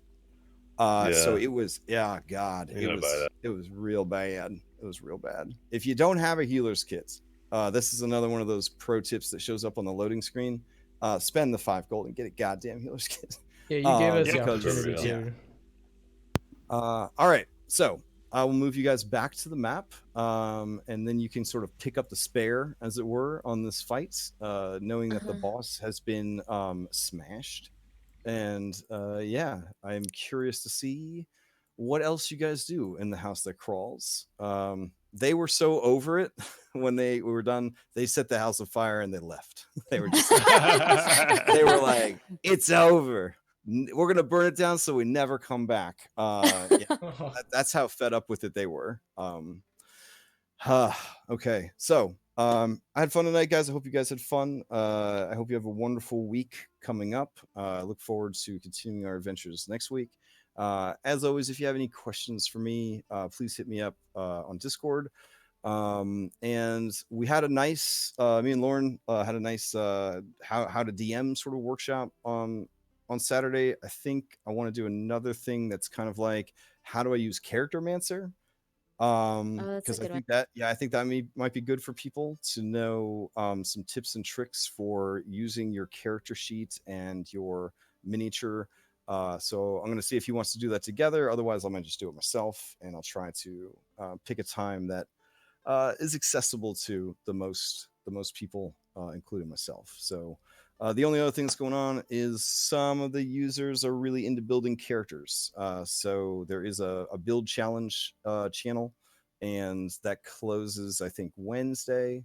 So if you wanted to submit a build or just wanted to check out some of the builds, the challenge this time was culinary, and there were some really funny and cool character ideas that were submitted. So if you like one of them, you just give it a up react with a little spinny gem thing, and then whichever one of them has the highest, they get like a trinket level magic item that they can give to one of their playable characters. So just kind of a fun way to explore all the different types of builds that you could have in D&D. All right, and that's all I got for you. So have a great evening. Thank you. Yeah, that was really fun. Night, guys. Yeah. All right. Good Bye. night.